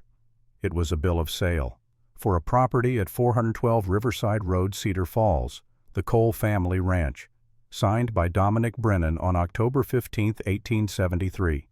One day after Sarah and Emma died, Brennan had bought the land from the territorial government, claiming it was abandoned property with no living heirs. He'd gotten it for almost nothing, and underneath the purchase agreement was a geological survey showing significant gold deposits on the property. Gideon's hands shook. His vision narrowed. He could hear his pulse pounding in his ears like thunder. Everything. Brennan had taken everything. Killed his family for gold, for money. "Gideon," Margaret's voice seemed to come from very far away. "Gideon, what is it?" He couldn't speak. Couldn't breathe. The rage that he'd kept locked away for 3 years came roaring back, drowning out reason, drowning out everything except the need to hurt, to destroy, to kill. Old Jack took the paper from his trembling hands, read it quickly. The old man's expression went grim. "We need to leave. Now. Before you do something you'll regret." "Regret?" Gideon's voice came out as a growl. "I'm going to kill him. I'm going to find Brennan and put a bullet in his head and watch him die." "That's not the plan," Margaret said urgently. "The plan is to expose him, to use the law to bring him to justice." "Justice?" Gideon laughed, a sound like breaking glass. "There's no justice for men like Brennan, only death." He started to stand, but Margaret grabbed his arm. Her grip was surprisingly strong. "Listen to me. If you kill him now, you become the murderer he claimed you were. Every piece of evidence in this bag becomes worthless because it was gathered by a killer. You'll hang. And Brennan's legacy will live on because no one will believe anything we say." "I don't care." "Well, I care." Margaret's eyes blazed. "I care because I've watched you struggle to become something more than just rage and revenge. I care because you deserve to have your name cleared. And I care because Sarah and Emma wouldn't want this. They wouldn't want you to destroy yourself for vengeance." The words hit Gideon like a physical blow. Sarah, Emma. What would they think if they could see him now? His hands stopped shaking. His vision cleared. The rage was still there, burning like a coal in his chest. But Margaret's words had given him something to hold on to, a reason to choose justice over vengeance. He took a deep breath and nodded. "You're right. We do this the right way." They finished gathering the documents and closed the safe. Margaret locked the office door behind them as they left. If they were lucky, Brennan wouldn't even know they'd been here until it was too late. They were halfway down the corridor when they heard voices from the main church. "Check every room. He said Cole might try something while he was gone. $50 to the man who finds him." Footsteps, multiple sets, coming closer. Old Jack pointed to a side door. "Sacristy, 2 exits. Move." They slipped into the small room where priests prepared for services. Vestments hung from hooks. Candles were stacked on shelves. And yes, 2 doors. One leading back to the main church, one leading to a narrow passageway that connected to the rectory. They took the passageway, moving as quietly as possible. Behind them, they could hear the guards searching, calling out to each other, getting closer. The passageway ended at another door. Old Jack tried it. Locked. "Stand back," Margaret whispered. She produced another key from her pocket, this one smaller. Skeleton key. Fits most of the interior doors. The lock clicked. The door opened. They emerged into the rectory kitchen, a large room with a stone oven and a table that could seat a dozen people. And standing at the far end of the room, blocking the exit, was Deputy Frank Carson. He had his pistol drawn and pointed directly at Gideon's chest. His leg was still bandaged from Old Jack's arrow, and he leaned heavily on a cane, but his gun hand was steady. "Well, well," Carson said, smiling without warmth. "The mountain man himself. Father Brennan's going to be real pleased I caught you. Might even give me a bonus." Behind Carson, Gideon could see the exit. Freedom was 20 feet away, but with Carson's pistol trained on him, he'd be dead before he took 2 steps. "Let them go," Gideon said quietly. "This is between me and you. They don't need to die." Carson's smile widened. "Oh, I don't think so. The nun's a bonus. Father Brennan's been looking for her. And the old Indian, well, he's worth another $100. I'm looking at $700 total standing right in front of me." Old Jack shifted his weight slightly, his hand moving toward the knife at his belt. Carson saw the movement and swung his pistol toward the old man. "Don't even think about it, Chief. I'll put a bullet in you before you clear leather." In that instant, when Carson's attention shifted, Gideon moved. 3 years in the mountains had made him fast enough to cross 10 feet before Carson could swing his pistol back, fast enough to grab Carson's gun hand and drive his shoulder into the deputy's wounded leg. Carson screamed and went down, his cane clattering across the floor. The pistol went off the bullet, punching through the ceiling and sending down a shower of plaster dust. They struggled on the floor, Gideon fighting to control the gun, Carson fighting to bring it to bear. The deputy was strong despite his injury, driven by desperation and greed. Then, Old Jack was there, his knife pressed against Carson's throat. "Drop it or I open you up," the old man said calmly. Carson released the pistol. Gideon grabbed it and stood breathing hard. Margaret had already moved to the exit. "We need to go. That gunshot will bring everyone." "What about him?" Old Jack asked, nodding at Carson. Gideon looked down at the deputy. The man who'd hung Margaret from a tree, who'd shot at him, who'd hunted him across the mountains. It would be so easy to pull the trigger, to eliminate one more of Brennan's loyalists. But Margaret's words echoed in his mind. "If you kill him, you become the murderer he claimed you were." "Tie him up," Gideon said. "Gag him. By the time someone finds him, we'll be long gone." They used curtain cords to bind Carson hand and foot, then stuffed a dish towel in his mouth. Gideon leaned down close to the deputy's ear. "Tell Brennan I'm coming for him. Tell him the reckoning is at hand."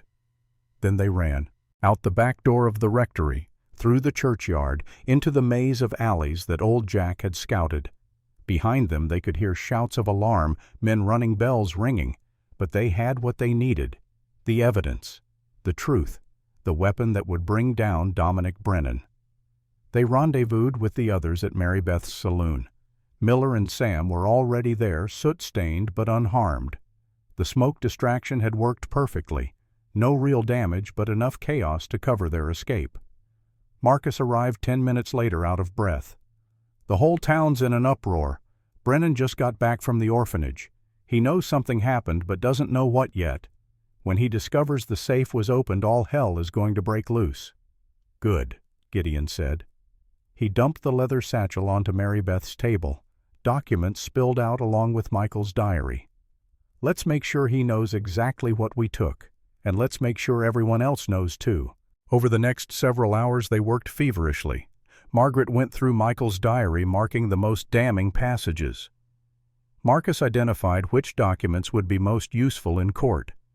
Sam carefully cataloged everything, his meticulous nature perfect for creating an organized record.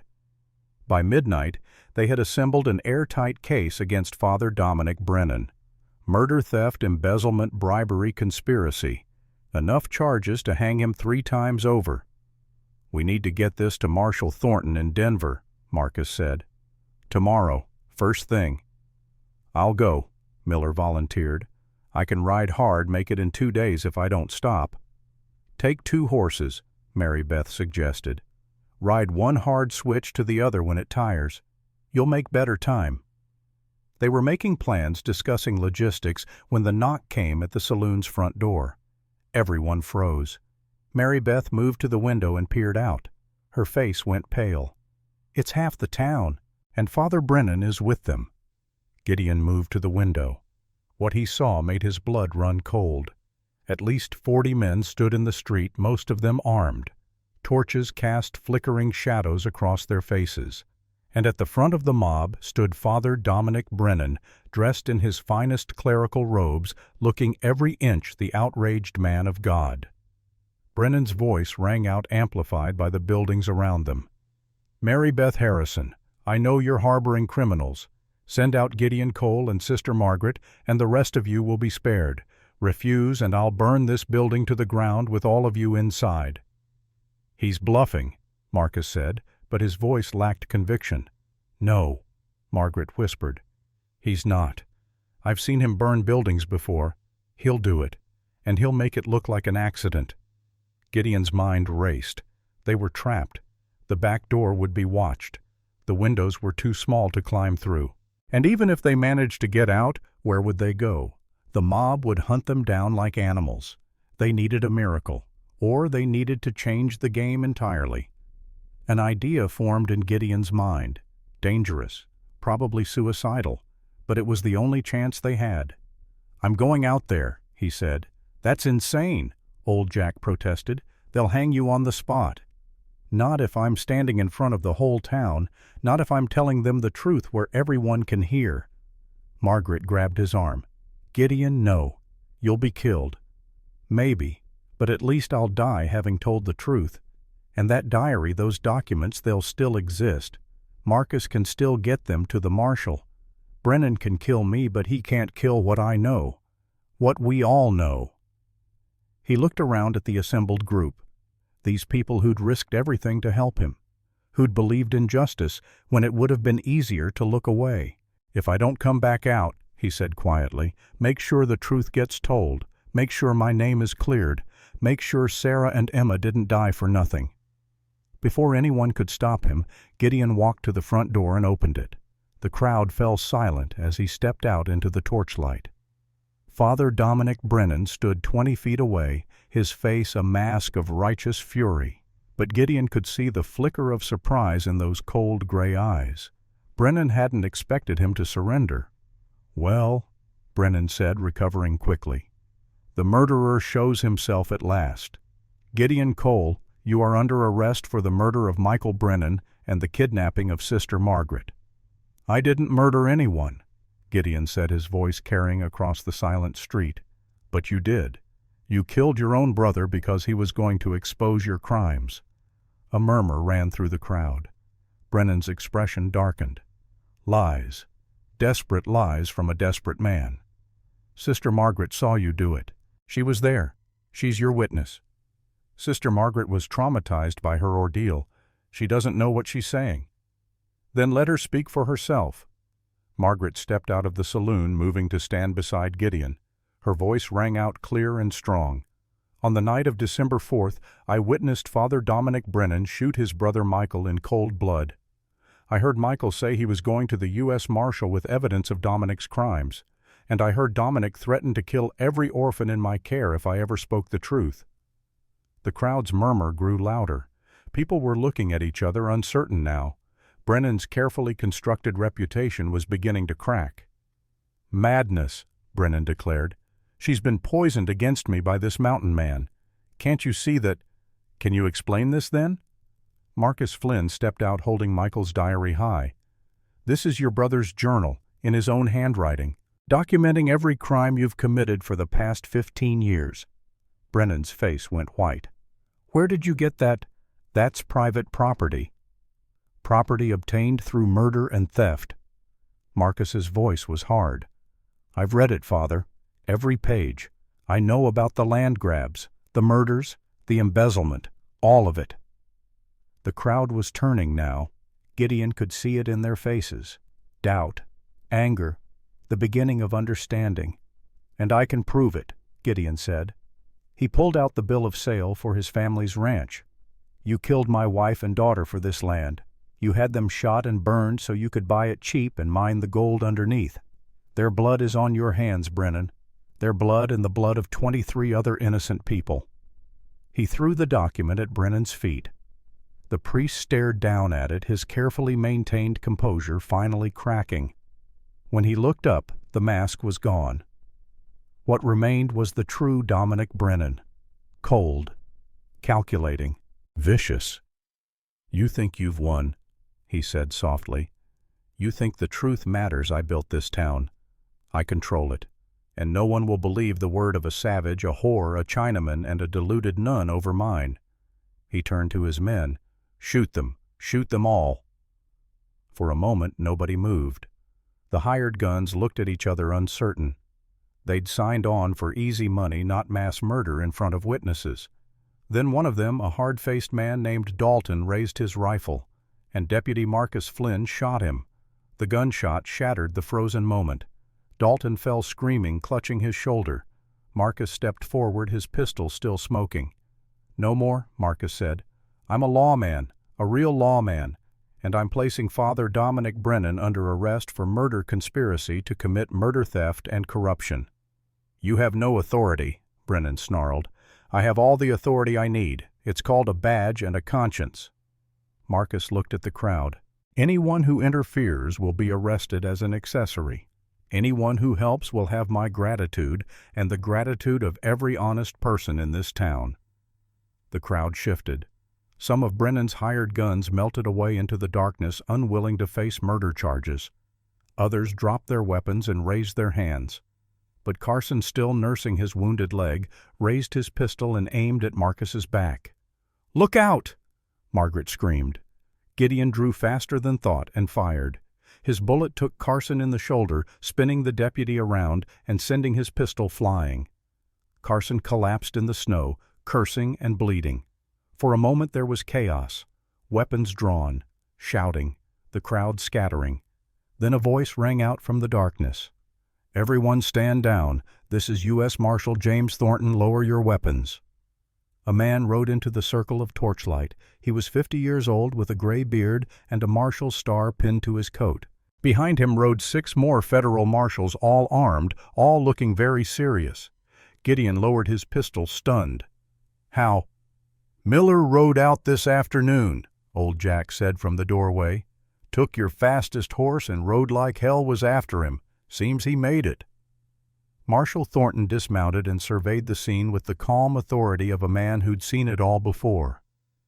"Someone want to tell me what's going on here?" Margaret stepped forward and handed him Michael's diary. "Everything you need to know is in here, Marshal. Names, dates, crimes. My testimony as an eyewitness to murder, and documents proving theft and corruption on a massive scale."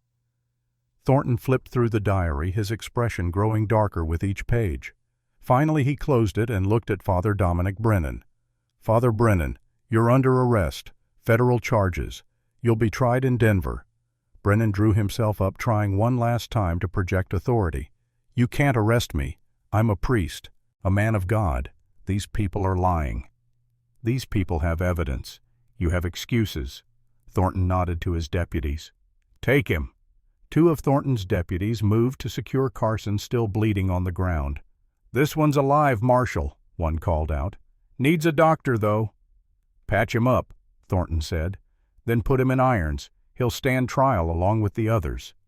Carson spat blood into the snow. "Go to hell, all of you." "You first," Marcus said quietly. As the marshals moved to arrest Brennan, the priest's composure finally shattered completely. He lunged for a fallen pistol, grabbed it, swung it toward Gideon.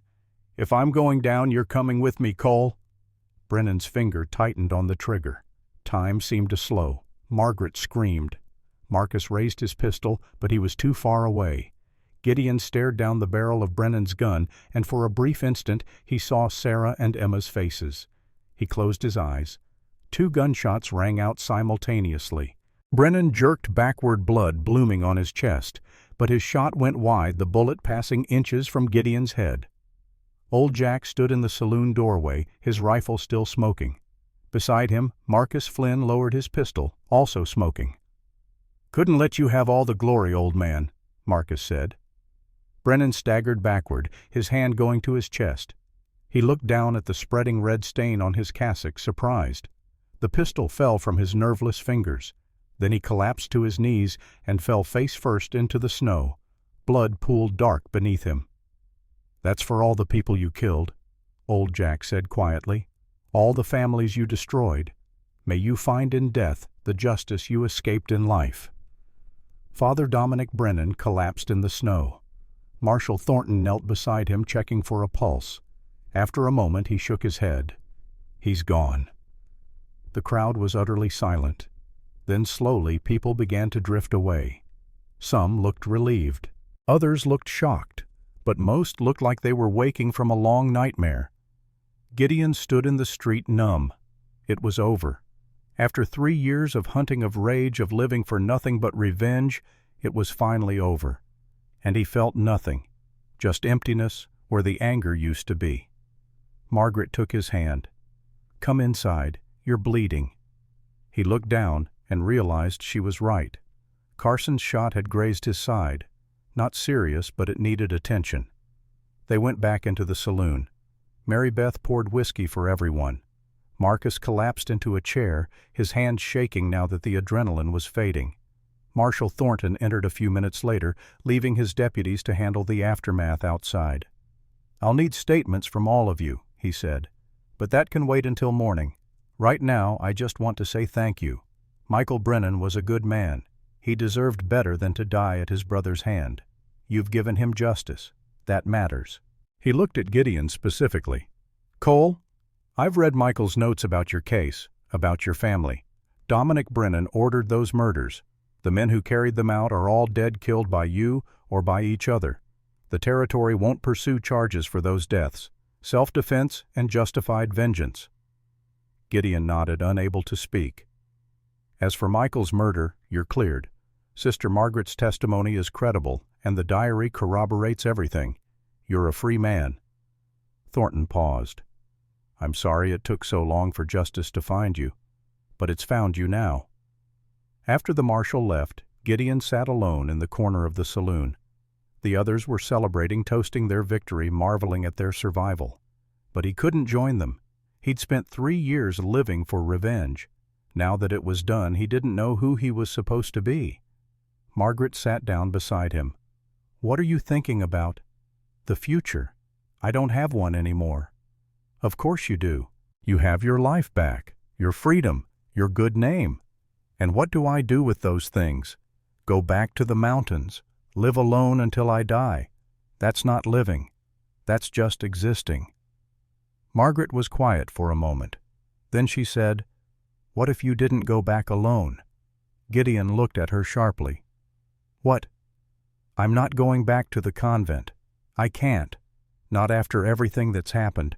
I need to start over, become someone new, and I thought maybe you could use some company while you figure out who you want to be."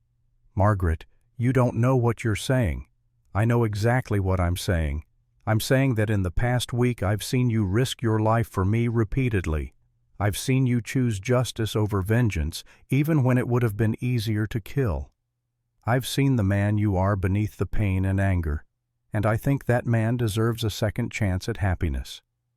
She took his hand. "I'm not asking you to marry me tomorrow. I'm not even sure what I'm asking. But I know I don't want to walk away and never see you again. So I'm asking if maybe we could figure out the future together, as friends at least, and maybe someday as something more." Gideon looked into her dark eyes and saw hope there. Hope for him, hope for them both. For the first time in 3 years, he felt something other than emptiness. He felt the possibility of healing. "I'd like that," he said quietly. "I'd like that very much." 3 months later, spring 1878. The trial of Dominic Brennan's co-conspirators took place in Denver Federal Court. Gideon and Margaret testified for 6 days straight. The courtroom was packed with reporters from newspapers as far away as Chicago and New York. On the 7th day, Judge Harrison delivered his verdict. The evidence presented in this case reveals a conspiracy of staggering scope and cruelty. 15 men are hereby sentenced to hang for their roles in the murders of 27 innocent people. Their property will be seized and distributed to the families of their victims. He looked directly at Gideon. "As for you, Mr. Cole, this court finds that your actions in pursuing the men who murdered your family were justified. All charges are dismissed. Your land and property rights are restored." Then the judge did something unprecedented. He stood. "Mr. Cole, Mrs. Watson." He nodded to Margaret, who had reclaimed her birth name. "On behalf of the territory of Wyoming and the United States government, I apologize. Justice was delayed, but it has finally arrived." The courtroom erupted in applause. Outside, Margaret stood on the courthouse steps, breathing free air for the first time in months. A woman approached her nervously. She was in her 50s, with kind eyes. "Miss Watson, my name is Catherine Wilson. I was your mother's sister, your aunt. I've been searching for you for 9 years." Margaret's eyes filled with tears. "I have family. You have 3 cousins in Nebraska. We never stopped looking for you after the fire. We thought you'd died with the others." Margaret looked at Gideon, who nodded encouragingly. "I'd like to meet them," she said. "But first, there's something I need to do."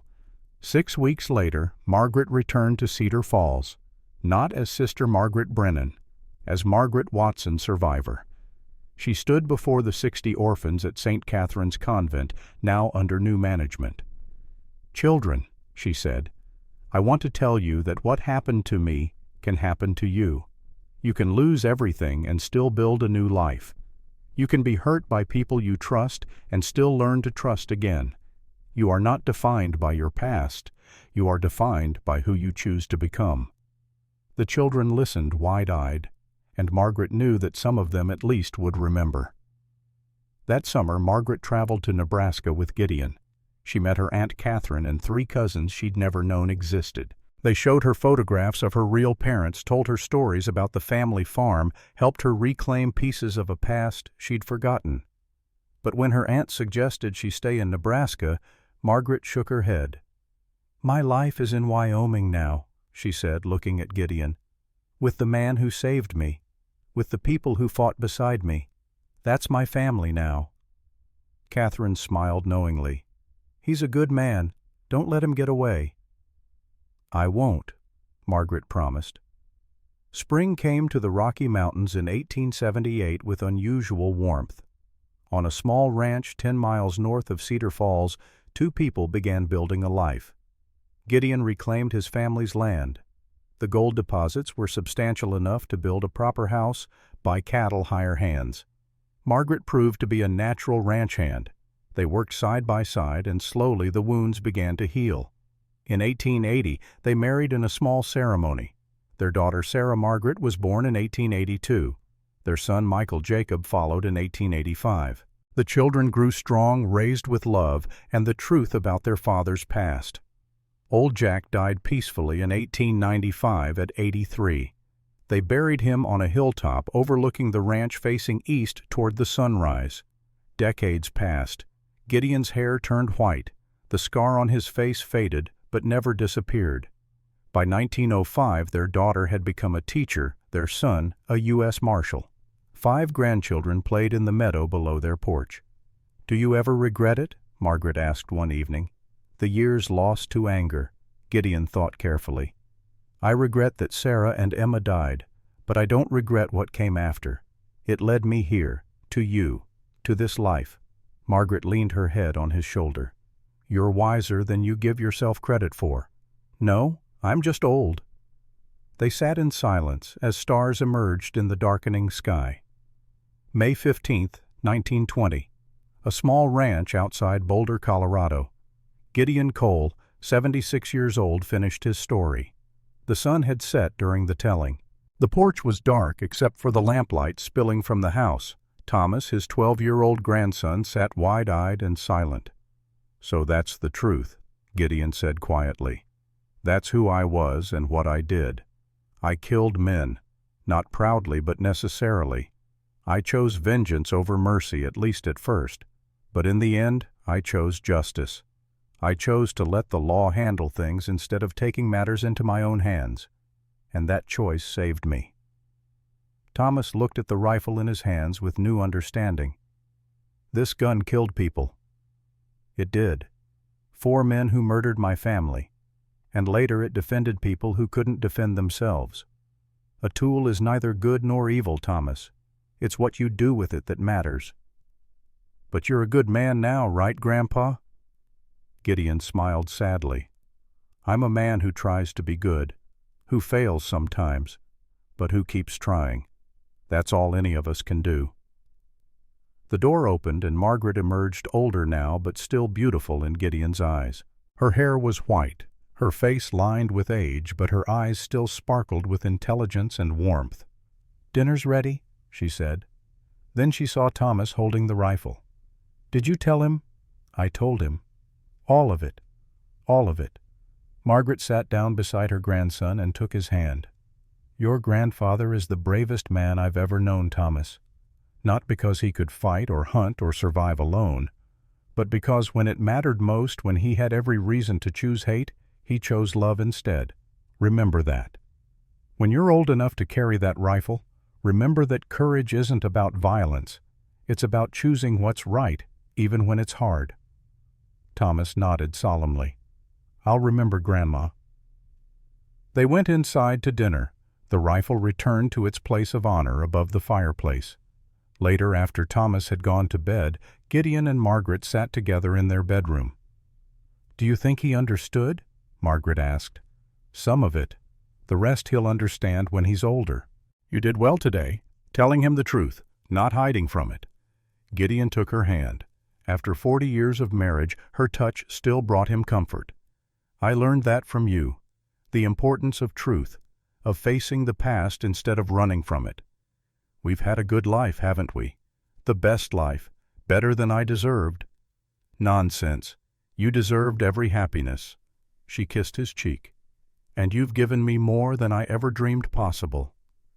They fell asleep holding hands, 2 souls who'd found each other in the darkness and built something beautiful in the light. 5 years later, in the spring of 1925, Gideon Cole died peacefully in his sleep at the age of 81. Margaret was beside him when he passed, holding his hand, whispering words of love and comfort. His funeral was attended by over 300 people, everyone whose life he'd touched, everyone he'd helped over the decades, the ranch hands he'd employed, the young men he'd mentored, the families he'd assisted during hard times. Thomas, now 17, stood at the graveside and read from his grandfather's favorite passage of Scripture. Not because Gideon was particularly religious, but because the words spoke to the man he'd become. "To everything there is a season and a time to every purpose under heaven. A time to be born and a time to die. A time to kill and a time to heal. A time to break down and a time to build up." The gravestone was simple granite positioned next to where Sarah and Emma Cole were buried. Gideon had asked to be laid to rest beside his first family, not to forget them, but to honor them. Margaret had understood and approved. The inscription read, "Gideon Cole, 1844 to 1925, he chose justice over vengeance, beloved husband, father, grandfather. Beside the grave, the Winchester Model 1873 was mounted in a glass case never to be fired again. It would remain there a testament to a man who'd walked through darkness and found light on the other side. Margaret lived another 3 years tending the ranch, teaching her grandchildren, preserving the story of the mountain man who'd found redemption. She died in 1928 at the age of 79 and was buried beside Gideon, their hands eternally joined in stone. Their legacy lived on through their children and grandchildren. Sarah's students went on to become teachers themselves, spreading knowledge and compassion. Michael's work as a marshal brought justice to hundreds of victims, and their grandchildren told the story to their own children, ensuring that the truth would never be forgotten. The story of a man who lost everything and found it again, who chose hate but learned love, who sought vengeance but found justice. The story of Gideon Cole, the mountain man, and the reckoning that changed everything. Thomas Cole, now 27 years old, stood on the same porch where his grandfather had told him the story 15 years ago. His own son, 5-year-old Gideon Cole III, tugged at his sleeve. "Daddy, tell me about great-grandpa Gideon." Thomas smiled and lifted the boy onto his lap. Above them, the Winchester Model 1873 hung in its glass case, catching the afternoon light. "Well, son," Thomas began. "It all started on Christmas Day, 1877, when a man found a woman tied to an oak tree in a snowstorm." And as he spoke, the story lived on, passed from generation to generation. A reminder that even in the darkest winter, even when all seems lost, redemption is possible. Justice may come late, but it comes. And love, true love, can heal even the deepest wounds.